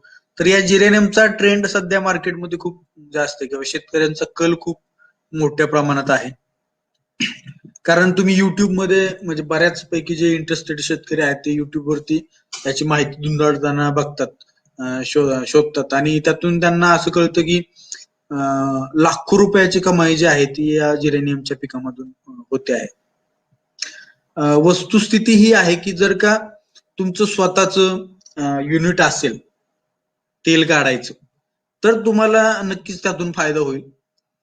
आणि जर का तुम्ही चांगल्या पद्धतीने शेती केली त्याच्यामध्ये जिरेनियम मध्ये, तर तुम्हाला पैसे भेटून जातात. तर त्याची पार्श्वभूमी अशी आहे की जिरेनियम च्या ज्या तेलाचा उपयोग आहे ते जे परफ्युम्स आपले राहतात किंवा रूम फ्रेशनर्स राहतात किंवा बेकरी प्रोडक्ट्स असतात, ठीक आहे, किंवा कॉस्मेटिक प्रोडक्ट्स असतात, तर त्याच्यामध्ये खूप मोठ्या प्रमाणामध्ये तुमच्या जिरेनियमच्या तेलाचा जो आहे तो वापर केला जातो. इव्हन दो आपल्या भारतामध्ये खूप मोठ्या प्रमाणात जिरेनियमचं तेल जे आहे ते इम्पोर्ट केलं जातं. त्यामुळे आता जर का तुम्ही सर्वसामान्यपणे जिरेनियमचं तेल विकायला गेला तर 12,500 रुपये ते 14,000 रुपये प्रति लिटर एवढं या तेलाची किंमत आहे. तर याची जी लागवड आहे ती तुम्ही दोन्ही सीझन मध्ये करू शकता, खरीप आणि रब्बी मध्ये.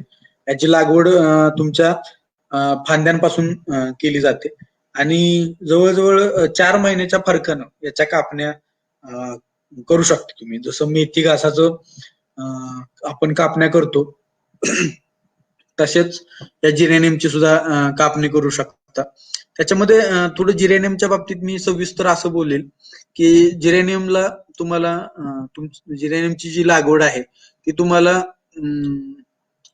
वालुकामय पोयट्याची जमीन जर का असेल किंवा जर का तुमची ब्लॅक कॉटन सॉइल जरी असेल, काळी जमीन जरी असेल, तरी त्याच्यामध्ये तुम्ही करू शकता. पण शक्यतो तुम्ही चोपन जमिनीमध्ये त्याची लागवड करू नका, कारण जर का त्याच्यामध्ये पाणी जर का म्हणजे पाण्याचा व्यवस्थित निचरा नसेल होत तर जिरेनियम मध्ये मग तुम्हाला मूळकूज सारख्या रोगाचा खूप मोठ्या प्रमाणात प्रादुर्भाव तिकडे जाणवताना दिसतो. त्यामुळे थोडी निचऱ्याची जमीन तुम्ही जिरेनियमसाठी निवडा. दुसरी महत्वाची गोष्ट अशी की जिरेनियम मध्ये खताचं नियोजन करत असताना तुम्ही मायक्रोन्यूट्रियंटचा सुद्धा वापर जो आहे तो आवर्जून करायचा आहे.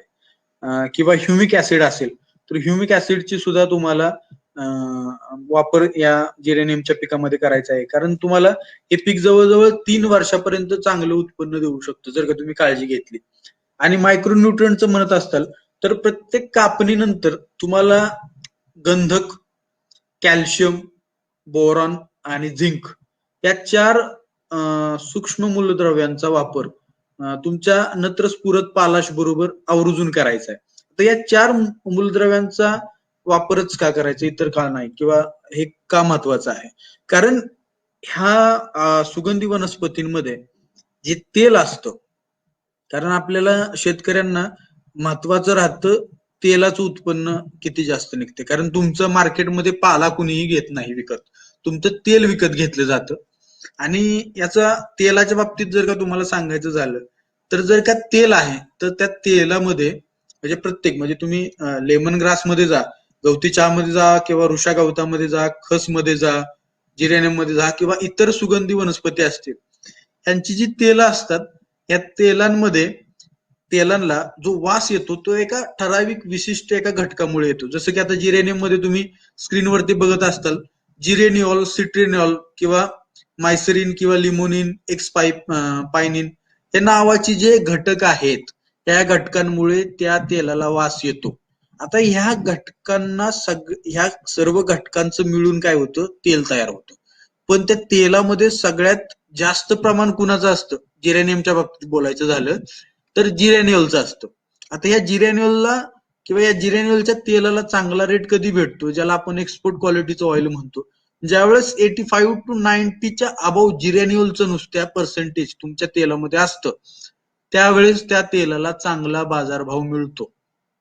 आता ह्या जिरेनियलचं पर्सेंटेज किंवा तुमच्या तेलाचा पर्सेंटेज किंवा तेलाची रिकव्हरी ज्याला आपण म्हणू, ती जास्त कधी निघते, ज्यावेळेस तुम्ही गंधक, कॅल्शियम, मॅंगनीज, झिंक आणि बोरॉन या 5 सूक्ष्म मूलद्रव्यांचा ज्यावेळेस तुमच्या जमिनीमध्ये वापर करता पिकासाठी, त्यावेळेस बघायला भेटतो. कारण ही मूलद्रव्य तुमच्या पिकामधलं तेलाचं प्रमाण, तेलाची रिकव्हरी वाढवण्यासाठी खूप चांगलं कार्य करतात. त्यामुळे तुम्हाला तुमच्या पिकामध्ये आवर्जून गंधक, स्फुरद, नत्र, स्फुरद, पालाश याबरोबर तुम्हाला कॅल्शियम, मॅंगनीज, झिंक, बोरॉन आणि गंधक या सूक्ष्म अन्न मूलद्रव्यांचा सुद्धा वापर आवर्जून करायचा आहे. कापणीनंतर, प्रत्येक कापणीनंतर तुम्हाला थोड्या थोड्या प्रमाणामध्ये तुम्हाला ही जी सूक्ष्म मूलद्रव्य आहेत ती तुमच्या जिरेनियमच्या पिकाला द्यायची आहेत. त्याचबरोबर तुम्हाला जर का या जिरेनियमच्या पिकामध्ये सावली प्रोव्हाइड करता आली किंवा तुम्हाला शेड प्रोव्हाइड करता आला तरी तुम्ही करू शकता. कारण शेड मध्ये सुद्धा तुमच्या जिरेनियमच्या तेलाचं प्रमाण जे आहे ते तुम्हाला वाढताना दिसेल. जर का सावलीमध्ये, म्हणजे जसं की आपण शेडनेट म्हणतो किंवा क्रॉप कव्हर म्हणतो, त्या क्रॉप म्हणजे तुम्हाला ट्रायल बेसिस वरती करायचं झालं तरी तुम्ही करू शकता. थोड्या एरियावरती जर का तुम्ही क्रॉप कव्हर लावून जिरेनियम ग्रो केला आणि त्याचं तेलाची रिकव्हरी बघितली तर नक्कीच तुम्हाला त्याच्यामध्ये फरक जाणवताना दिसेल. आणि दुसरी महत्वाची गोष्ट की याला पाणी सुद्धा तुम्हाला जास्त सुद्धा द्यावं लागत नाही आणि कमी पण देऊन चालत नाही. तुम्हाला टाइम टू टाइम या जिरेनियमच्या पिकामध्ये पाणी जे आहे ते तुम्हाला द्यावं लागतं. कारण याचा जो मेन पार्ट राहतो तो पाला राहतो, पाल्याला पाण्याची गरज खूप गरजेची असते. त्याच्यानंतर याचं जे उत्पन्न आहे ते जवळजवळ तुमचं एका कापणीमध्ये 15 टनाच्या आसपास निघतं. ठीक आहे, एका एकरामध्ये. आणि एका टनाला 1 लिटरची रिकव्हरी असते सर्वसाधारणपणे. मग कुणामध्ये 800 मिली निघतं, कुणामध्ये 1 लिटर निघतं, कुणाचं 1 लिटरच्या वरती पण निघतं. पण सरासरी 1 लिटर 1 टनामध्ये तुम्हाला जिरेनियमचं तेल जे आहे ते मिळताना दिसेल. आणि या तेलाला साधारणतः 12,500 रुपयाच्या आसपास इन अन ऍव्हरेज जो रेट आहे तो तुम्हाला बघायला भेटतो. याची जर का लागवड तुम्ही रोपांऐवजी जर का काड्यांपासून केली, त्याच्या फांद्यांपासून केली, तर तुमची लागवडीचा जो खर्च आहे तो जवळजवळ तुमचा 3 ते 4 पटीनं कमी होणार आहे. म्हणजे तुम्ही मार्केटमध्ये जिरेनियमची रोपं घ्यायला गेला तर ती जवळजवळ 4 ते 5 रुपयाच्या पुढे भेटतात. आणि या ज्या काड्या आहेत, या कटिंग्स आहेत, त्या सुद्धा तुम्हाला 1.5 ते 2 रुपयाच्या आसपास भेटतात. आणि याच्यामध्ये आम्ही बघितलं, म्हणजे आम्ही आमच्या केविकेच्या प्रक्षेत्रावरती सुद्धा लावलेलं आहे किंवा तुम्ही कृषक मध्ये भेट दिली असेल तर त्याच्यामध्ये सुद्धा बघितलं असेल, याच्यामध्ये मर खूप कमी आहे. म्हणजे जर का तुम्ही ट्रीटमेंट केली कार्बन डेन्झाईमची वगैरे तर याच्या काड्यांमध्ये मर खूप कमी प्रमाणात येते. त्यामुळे माझं शेतकऱ्यांना हे सांगणं असेल की तुम्ही रोपांना जो खर्च करताय त्याच्याऐवजी जर का तुम्ही काड्या लावल्या तर काड्यांमध्ये मर खूप कमी प्रमाणात येते आहे आणि त्याचा फायदा तुम्हाला तुमच्या लागवडीच्या खर्चामध्ये बचत होताना दिसेल. तर अशा प्रकारचं जिरेनियम आहे आणि तुम्हाला जवळजवळ 1.5 लाखापर्यंत 4 महिन्यामध्ये तुम्हाला सरासरी पैसे मिळून जाऊ शकतात. आणि दुसरी गोष्ट महत्वाची अशी की पहिल्याच काढणीमध्ये तुमचा लागवडीचा खर्च निघून जाऊ शकतो. व्यवस्थित पीक जर का सांभाळलं जवळजवळ तुम्हाला 3 ते 3.5 लाखापर्यंत वर्षाला नेट रिटर्न जो आहे तो भेटून जाऊ शकतो. 3 कापण्या तुमच्या वर्षात होऊन जातात. त्याच्यानंतर एक वाईल्ड मेरीगोल्ड नावाचं, म्हणजे जंगली गेंदा नावाचं फुल आहे. तर याचा पण तुम्ही लागवड करू शकता आणि याची लागवड तुम्ही कुठंही करू शकता.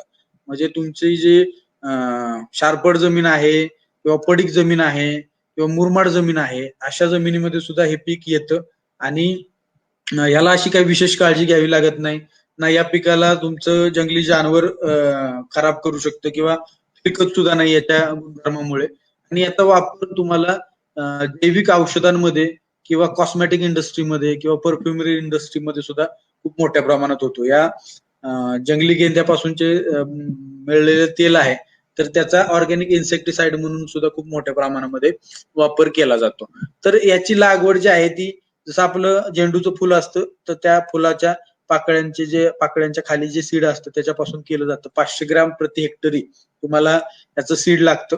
आणि ह्याची दुसरी महत्वाची गोष्ट म्हणजे याची जी लागवड आहे ती समुद्र सपाटीपासून 2000 मीटरच्या समुद्र सपाटीपासून चा जो भाग आहे, तर तिथे एकदम चांगला रिझल्ट जो आहे तो तुम्हाला ह्या पिकाच्या बाबतीत बघायला भेटतो. याची जी काढणी आहे ती तुम्ही ऑक्टोबर-नोव्हेंबर महिन्याच्या आसपास करू शकता. जवळ-जवळ एक 5 ते 6 महिन्यामध्ये हे पीक निघून जातं आणि ह्याचं जे तेल आहे ते जवळ-जवळ तुम्हाला 60 ते 50 ते 60 किलोच्या आसपास प्रति हेक्टरी मिळून जातो. याच्या तेलाला सुद्धा एकदम चांगला भाव जो आहे तो मार्केटमध्ये मिळतो. म्हणजे जवळ-जवळ तुम्हाला एक 6,000च्या आसपास ह्या तेलाला मार्केटमध्ये परचेस करणारी लोक आहेत. त्यामुळे ज्या लोकांची पडीक जमीन आहे तर त्या लोकांनी जर का या पिकाचा विचार केला तर ते फायद्याचं ठरू शकतं. त्याच्यानंतर ज्याला आपण मिंट म्हणतो, पुदिना आहे, तर या पुदिन्याची शेती सुद्धा तुम्हाला एकदम फायद्याची ठरू शकते. पुदिन्याच्या शेतीमध्ये सुद्धा तुम्हाला चांगला नफा भेटू शकतो आणि याचा वापर पण खूप मोठ्या प्रमाणामध्ये अलीकडच्या काळामध्ये होतो आहे. त्यामुळे याच्या मार्केटमध्ये सुद्धा खूप चांगली डिमांड आहे. त्यामुळे याची लागवड तुम्ही करू शकता. आपल्या भागामध्ये चांगल्या प्रकारचे येतो. वालुकामय पोयठीची जर का जमीन असेल तर तुम्ही त्या जमिनीमध्ये पुदिन्याची शेती करू शकता. त्याच्या ज्या फांद्या असतात, रनर्स असतात, तर त्या रनर पासून याची लागवड तुम्ही करू शकता आणि जवळ-जवळ 3 ते 4 महिन्याच्या फरकाने याची तुम्ही काढणी करू शकता. 3 वर्षापर्यंत हे पीक तुम्हाला चांगलं उत्पन्न देऊन जातं आणि याचा जे पाला आहे जवळ-जवळ 20 ते 25 टनाच्या आसपास प्रति हेक्टरी तुम्हाला बघायला भेटतो. त्याच्यानंतर रोजमेरी नावाचं पीक आहे. त्याच्यानंतर खस नावाचं जे पीक आहे, खसवरती पण थोडं डिस्कस करूयात. आजकाल जेरेनियमचं लागवड क्षेत्र खूप वाढलेलं आहे. तर त्या जिरेनियमला पर्याय म्हणून तुम्ही खसकडं सुद्धा बघू शकता. खस मधून सुद्धा तुम्हाला चांगलं पैसे जे आहेत ते तुम्ही कमवू शकता आणि जवळ-जवळ 30,000 रुपये प्रति लिटर एवढ्या महाग हे खसचं जे तेल आहे ते विकलं जातं. फक्त याच्यामध्ये थोडा ड्रॉबॅक हा आहे की याची तेलाची जी प्रोसेस आहे ती थोडी लेंदी आहे. म्हणजे जवळ-जवळ 2 ते 3 दिवस या खस पासून खस पासून तेल काढायसाठी 2 ते 3 दिवसाचा कालावधी लागतो. म्हणजे डेस्टिलेशन प्रोसेस थोडी लेंदी आहे. पण याच्यामध्ये तुम्ही जिरेनियमला एक चांगलं पर्यायी पीक म्हणून तुम्ही सुगंधी वनस्पतींमध्ये खसकडे बघू शकता. जवळ-जवळ 3 ते 4 टन जे आहेत ह्याचे रूट्स जे आहेत ते तुम्हाला एक प्रति हेक्टरी मिळून जातात आणि याच्या मुळांपासून तेल काढलं जातं. याच्या पानांमध्ये नाही, याच्या मुळांमध्ये तेल असतं. जवळ-जवळ 15 ते 16 किलोच्या आसपास तुम्हाला तेल जे आहे ते मिळून जातं आणि हे 18 महिन्याचं पीक आहे. म्हणजे 18 महिन्यामध्ये हे पीक तुम्ही डायरेक्ट उपटायचं आहे आणि त्याची मुळं जी आहेत त्या मुळांपासून तुम्हाला तेल काढायचं आहे. त्याच्यानंतर तुम्ही गवती चहा ऐकून असतं, तर गवती चहाचा तुम्हाला फक्त तेलाचा मी रेट सांगतो. तर गवती चहाला पण जवळ-जवळ 1500 ते 2000 रुपयापर्यंत तेलाला जो रेट आहे तो मिळून जातो आणि जवळ-जवळ तुमचं जे तेल आहे ते 25 लिटरच्या आसपास, 25 ते 30 लिटरच्या आसपास तुम्हाला तेल जे आहे ते पहिल्या वर्षी मिळून जातं आणि दुसऱ्या वर्षी जे आहे ते 80 ते 100 किलोच्या आसपास मिळून जातं आणि गवती चहा असेल किंवा पुढे तुमचा वृक्षा गवत पण असेल किंवा सिट्रोनेला ग्रास असेल, या गवतांची वैशिष्ट्ये हे आहेत किंवा सुगंधी वनस्पतींची वैशिष्ट्ये ही आहेत की यांना म्हणजे जमीन जी आहे ती कोणतीही चालते किंवा कोणत्याही जमिनीमध्ये चांगल्या प्रकारे येऊ शकतात. तर त्याच्यासाठी तुम्ही या पिकांची जी लागवड आहे ती करू शकता. तर त्याच्यामध्ये जसं म्हटलं की सिट्रोनेला गवत असेल किंवा वृक्षा गवत असेल किंवा गवती चहा असेल, तर त्याची लागवड तुम्ही कोणत्याही जमिनीमध्ये, कमी पाण्यामध्ये, शारपड जमिनीमध्ये किंवा पडीक जमिनीमध्ये तुम्ही करू शकता. त्याच्यानंतर जे आहे ते पचोली आहे. या पचोली पिकाची सुद्धा लागवड तुम्ही आपल्या भागामध्ये करू शकता. एकदम चांगल्या प्रकारचं मार्केट या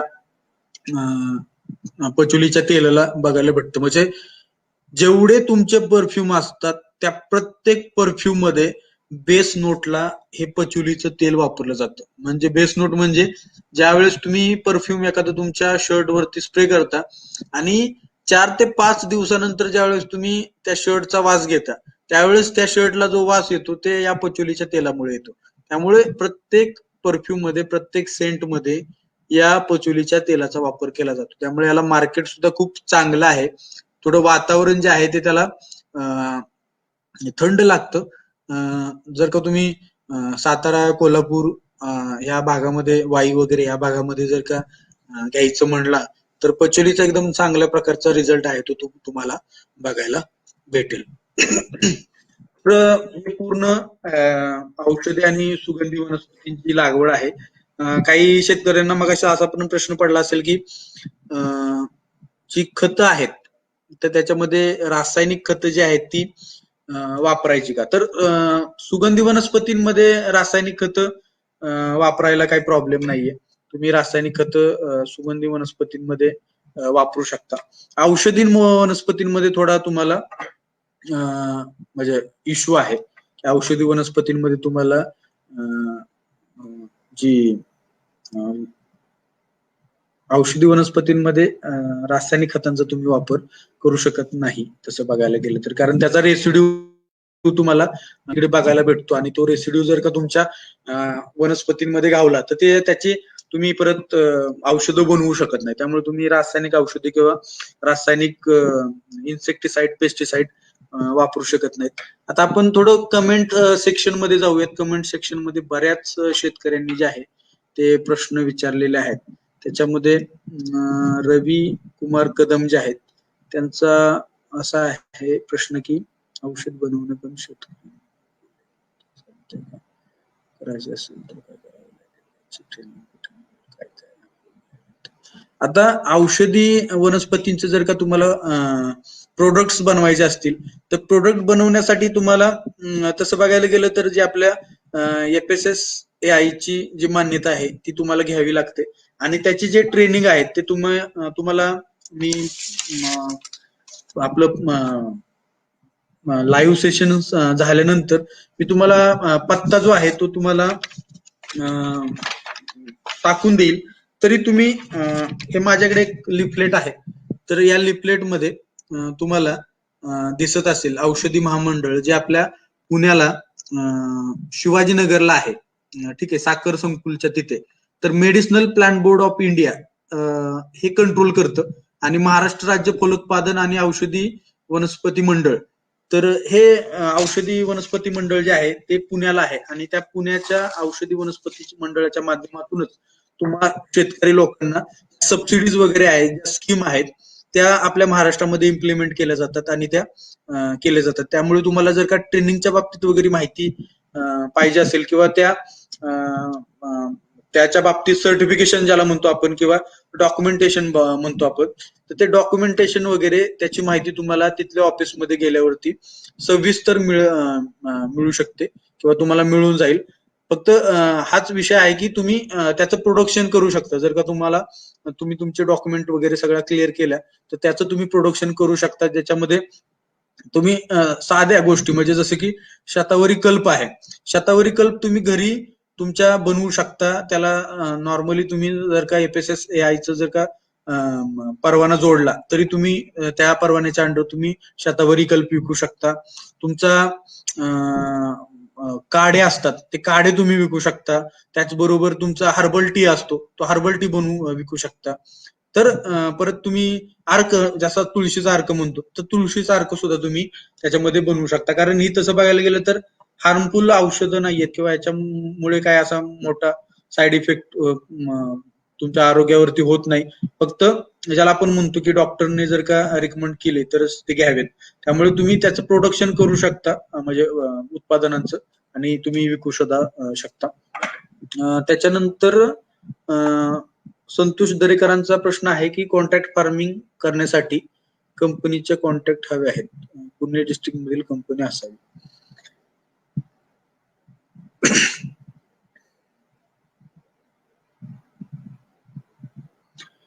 कॉन्ट्रॅक्ट फार्मिंग साठी मी तुम्हाला आपलं ज्यावेळेस फेसबुक लाईव्ह संपेल त्यावेळेस तुम्हाला कमेंट मध्ये मी रिप्लाय देईल. त्यावेळेस तुम्ही त्या नंबरवरती कॉन्टॅक्ट करा, ते तुम्हाला नक्कीच सहकार्य करतील. पण शक्यतो तुम्ही स्वतः मार्केट शोधायचा प्रयत्न करा ज्या ज्या शेतकऱ्यांना स्वतः मार्केट शोधायचं आहे त्या शेतकऱ्यांनी प्रत्येकाने म्हणजे ज्याला वाटतं की माझा माल मी स्वतःच विकावा, माझी फसवणूक व्हायला नको म्हणून जर का तुमचे तसे प्रयत्न असतील तर प्रत्येक शेतकऱ्यांनी कमेंट बॉक्स मध्ये मेन्शन करा स्वतःला.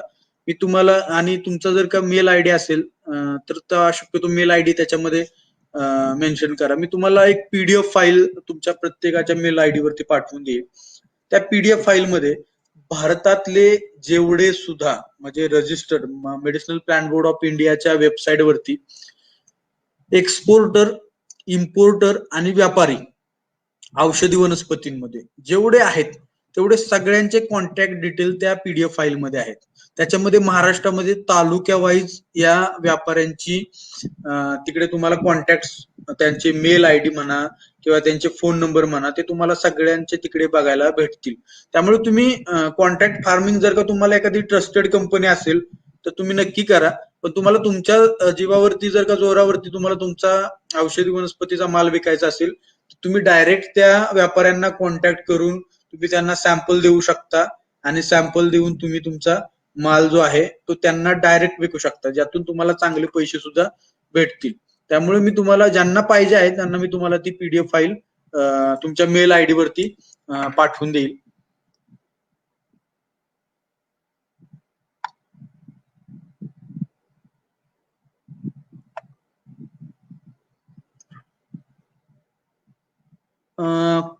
कीर्ती कोकणे मॅमचा सवाल असा आहे की टिश्यू कल्चरचे म्हणजे जे जिरेनियमचे प्लांट आहेत तर त्याच्यासाठी कॉन्टॅक्ट नंबर, मॅम मी तुम्हाला कॉन्टॅक्ट नंबर जो आहे तो टेक्स्ट मध्ये पाठवून देईल, त्यांना तुम्ही कॉन्टॅक्ट करू शकता.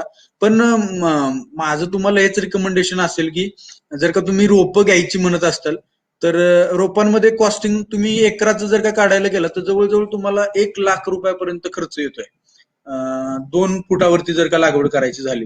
आणि तिथं जर का तुम्ही नुसत्या काड्यांपासून जर का लागवड केली त्याच्या तर तुमचं जवळजवळ 20 ते 30 हजार रुपयामध्ये तुमचं एकराचा खर्च जो आहे तो निघून जातो. त्याच्यामध्ये मॉर्टॅलिटी सुद्धा कमी येते. तर हे माझं रिकमेंडेशन आहे. बाकी तुम्हाला मी कॉन्टॅक्ट तर तुम्हाला पाठवून देईलच त्याच्यामध्ये. आणि त्या दुसरा तुमचा सवाल जो आहे तो व्हरायटी ड्रमस्टिक मध्ये, तर ओडिसी नावाची जी व्हरायटी आहे तर शेवग्यामध्ये तर त्या व्हरायटीला पाला जो आहे तो खूप चांगल्या प्रकारचा येतो आणि त्याचं पाल्याचं प्रमाण सुद्धा जास्त आहे. त्यामुळे तुम्ही ओडिसी व्हरायटी जी आहे ती पाल्याच्या प्रोडक्शनसाठी ड्रमस्टिक मध्ये शेवग्यामध्ये तुम्ही वापरू शकता. जिरेनियमच्या विषयी तसं बघायला गेलं तर खूप सविस्तर नागरगोजे साहेब माहिती दिलेली आहे. जरी तुम्हाला काही अजून माहिती पाहिजे असेल तर तुम्ही केव्हीके मध्ये संपर्क करू शकता किंवा केव्हीके मध्ये भेट देऊ शकता. तुम्हाला सगळ्या जिरेनियमच्या ज्या शंका वगैरे आहेत त्या क्लिअर केल्या जातील. त्याच्यानंतर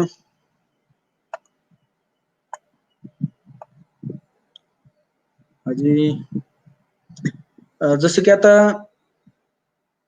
हमी भाऊ यांनी रवी दांडेकर सरांनी प्रश्न विचारले का हमी भाव भेटतो का?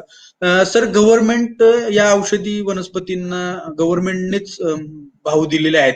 म्हणजे तुम्ही medicinal plant board of India ही जी गव्हर्नमेंटची वेबसाईट आहे त्याच्यावरती जरी तुम्ही गेला तरी तुम्हाला आता चालूचे जे दर आहेत ते तुम्हाला तिकडे बघायला भेटतील. त्यामुळे गव्हर्नमेंटच तुम्हाला ते रेट जे आहेत ते तुम्हाला देताना दिसतं. त्यामुळे याच्यामध्ये फक्त आपला महाराष्ट्राचा ड्रॉबॅक आतापर्यंत हाच आहे की आपल्याकडे तशा मंडई नाहीयेत जिथे त्याचा भाव ज्याला म्हणतो लिलाव होतो किंवा गव्हर्नमेंटच्या माध्यमातून ऑफिशियली तिथे याचा बाजार ठरला जातो. अशा मंडई अजून आपल्याकडे सुरू झाल्या नाहीत किंवा मंडईमध्ये तशा फॅसिलिटीज नाहीयेत. तर तुम्ही, माझं तर हेच म्हणणं आहे की तुम्ही शेतकऱ्यांच्या माध्यमातून जे आपले पॉलिसी मेकर आहेत त्यांना जर का तुम्ही रिक्वेस्ट केली तर आपल्या महाराष्ट्रामध्ये खूप मोठं पोटेन्शियल आहे औषधी वनस्पतींसाठी आणि सुगंधी वनस्पतींसाठी आणि याला बाजार पण सुद्धा चांगला आहे. म्हणजे तुम्ही युपी मध्ये किंवा एमपी मध्ये, राजस्थानमध्ये, गुजरातमध्ये गेला तर खूप मोठ्या प्रमाणामध्ये याची शेती जी आहे ती होते. त्यामुळे तुम्ही ती सुद्धा रिक्वेस्ट करून आपल्या मंडईमध्ये जर का, म्हणजे आम्ही तर फॉलोअप घेतो आहोतच, पण तुम्ही जर का घेतला तर अजून फायद्याचं ठरेल. त्याच्यानंतर कोरडे साहेबांचा प्रश्न आहे की जिरेनियम फार्मिंगची डिटेल मध्ये माहिती हवी होती, तुमची अपॉइंटमेंट. नक्की सर तुम्ही केव्हीके मध्ये या, तुम्हाला सविस्तर जिरेनियमच्या शेतीबद्दल माहिती दिली जाईल आणि आपण केव्हीकेच्या माध्यमातून एक दोन महिन्यामध्ये सीमॅप जे लखनौला इन्स्टिट्यूट आहे त्यांना पण आपण प्रपोजल देत आहोत. त्यांच्या माध्यमातून जर का आपल्याला डिस्टिलेशन युनिट वगैरे जर का प्रोजेक्ट मधून सँक्शन झालं तर आपल्या भागातल्या शेतकऱ्यांना सुद्धा एकदम मार्जिनल कमी खर्चामध्ये त्याचं ऑइलचं डिस्टिलेशन होईल. यादव साहेबांचा तेच आहे की मार्केटिंग कसं करावं. साहेब तुम्ही मेल मला तुमचा द्या आवर्जून, मी तुम्हाला त्या मेलवर पीडीएफ फाईल जी आहे ती तुम्हाला सेंड करेल. त्या पीडीएफ फाईल मध्ये सगळ्या व्यापाऱ्यांचे, एक्सपोर्टर, ट्रेडर आणि जे इम्पोर्टर आहेत त्या सगळ्यांचे तुम्हाला, किंवा एखाद्याला बिझनेस सुद्धा करायचा असेल औषधी वनस्पतीमध्ये किंवा सुगंधी वनस्पतींमध्ये, तर तिकडे इम्पोर्टर जे आहेत, जे बाहेरच्या देशातून हा औषधी आणि सुगंधी वनस्पती आयात करतात, त्यांचे पण कॉन्टॅक्ट त्याच्यामध्ये दिले आहेत. त्याच्यानंतर मुंडे साहेबांचा प्रश्न आहे की माझी जमीन काळे आहे, मला कोणते पीक लावी? जमीन 60 एकर आहे, जिल्हा वाशिम. मुंडे साहेब तुम्ही तुमच्या काळ्या जमिनीमध्ये तुम्ही जिरेनियम सारखं पीक घेऊ शकता, किंवा तुम्ही सफेद मुसळी सारखं पीक घेऊ शकता, शतावरी सारखं पीक घेऊ शकता. त्याच्यानंतर अश्वगंधा असेल किंवा सर्पगंधा असेल, तर या पिकांची सुद्धा तुम्ही लागवड जी आहे ती तुमच्या जमिनीमध्ये, औषधी वनस्पतींच्या बाबतीत बोलायचं झालं तर, सुगंधी वनस्पतींच्या बाबतीत फक्त जिरेनियमच्या बाबतीत थोडी पाण्याची काळजी जी आहे ती तुम्हाला घ्यावी लागेल. ठीक आहे, बऱ्यापैकी लोकांनी मेल केलेले आहेत. प्लॅनसाठी गव्हर्नमेंट, हो नक्कीच गव्हर्नमेंटच्या सबसिडी आहेत. तुम्हाला जसं मी मागाशी म्हटलं, माझ्याकडे हे लिपलेट आहे.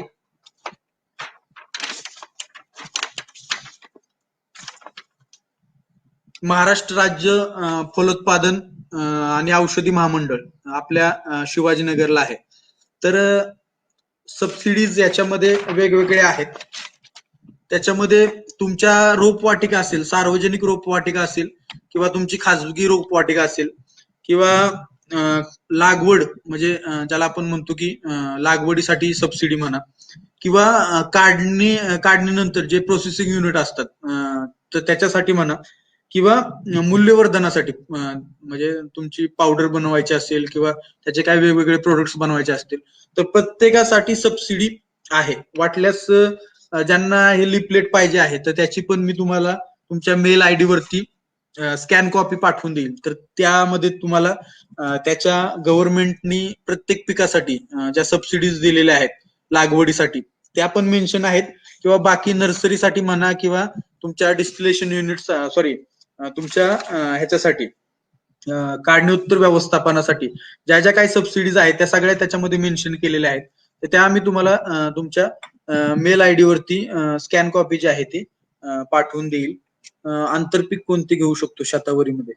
साहेब शतावरीमध्ये तसं बघायला गेलं तर आंतरपीक तुम्हाला घ्यायचं झालं तर तुम्ही तुमच्या कोणत्याही हॉर्टिकल्चरल क्रॉप मध्ये शतावरीचे आंतरपीक घेऊ शकता, पण तुम्हाला त्याच्यामध्ये पिवळी शतावरी जी आहे त्याची लागवड करावी लागेल, जेणेकरून जास्त तुम्हाला काढायच्या वेळेस त्रास होणार नाही. आणि दुसरी गोष्ट अशी की तुमच्या जमीन जी आहे ती असतानाच भुसभुशीत असायला हवी, जेणेकरून तुम्हाला काढायच्या वेळेस त्रास होणार नाही आणि उत्पन्न सुद्धा चांगलं भेटून जाईल. आणि नेपाळी शतावरी तुमच्या आंब्यामध्ये म्हणा, किंवा तुमच्या चिक्कूमध्ये म्हणा, पेरूमध्ये म्हणा, एकदम चांगल्या प्रकारची येऊ शकते. फक्त तुम्ही तुमचे बेड जे आहेत ते थोडे चढवून घ्या, हाईट त्याला द्या, जेणेकरून वाढ जी आहे ती चांगली होईल तुमच्या ह्याच्यामध्ये. आणि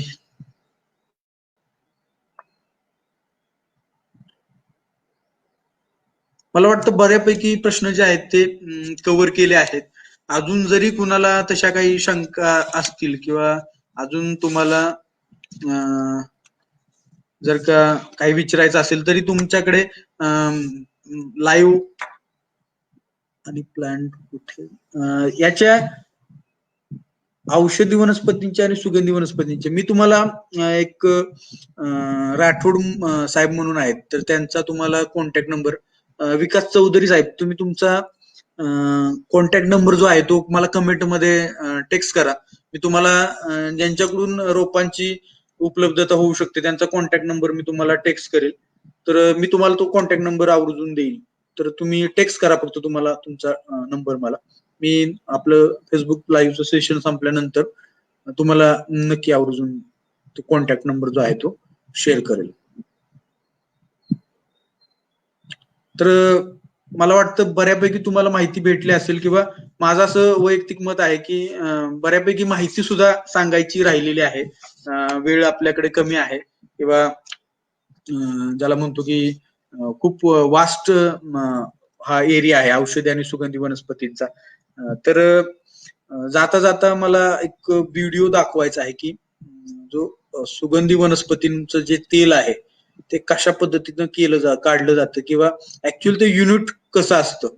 तर मॅम मी तुम्हाला विनंती करतो, जो शॉर्ट मधला व्हिडिओ आहे 1 ते 1.5 मिनिटाचा, तर तो एकदा प्ले करा, म्हणजे लोकांना सुद्धा बघायला भेटेल ऍक्च्युअल प्रोसेस कशी असते आणि तेल जे आहे ते कसं काढलं जातं.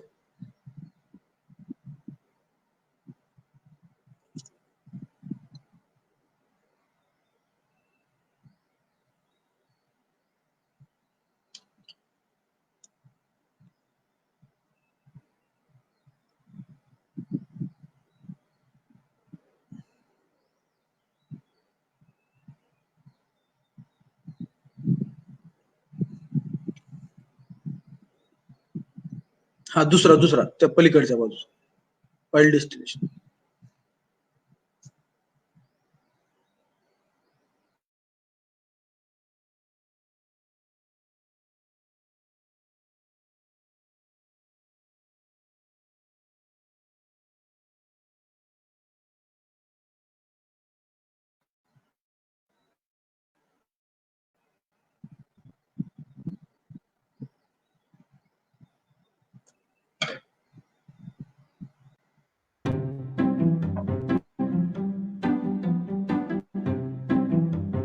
How steam distillation works. Most essential oils are produced by steam distillation. Steam distillation was invented around 1000 AD by Persian alchemist and healer Avicenna. It has been practiced for thousands of years since then and is still one of the best ways to take freshly harvested or dried plants and extract pure essential oil. Take a look at this distilling apparatus. हे steam डिस्टिलेशनचं unit आहे.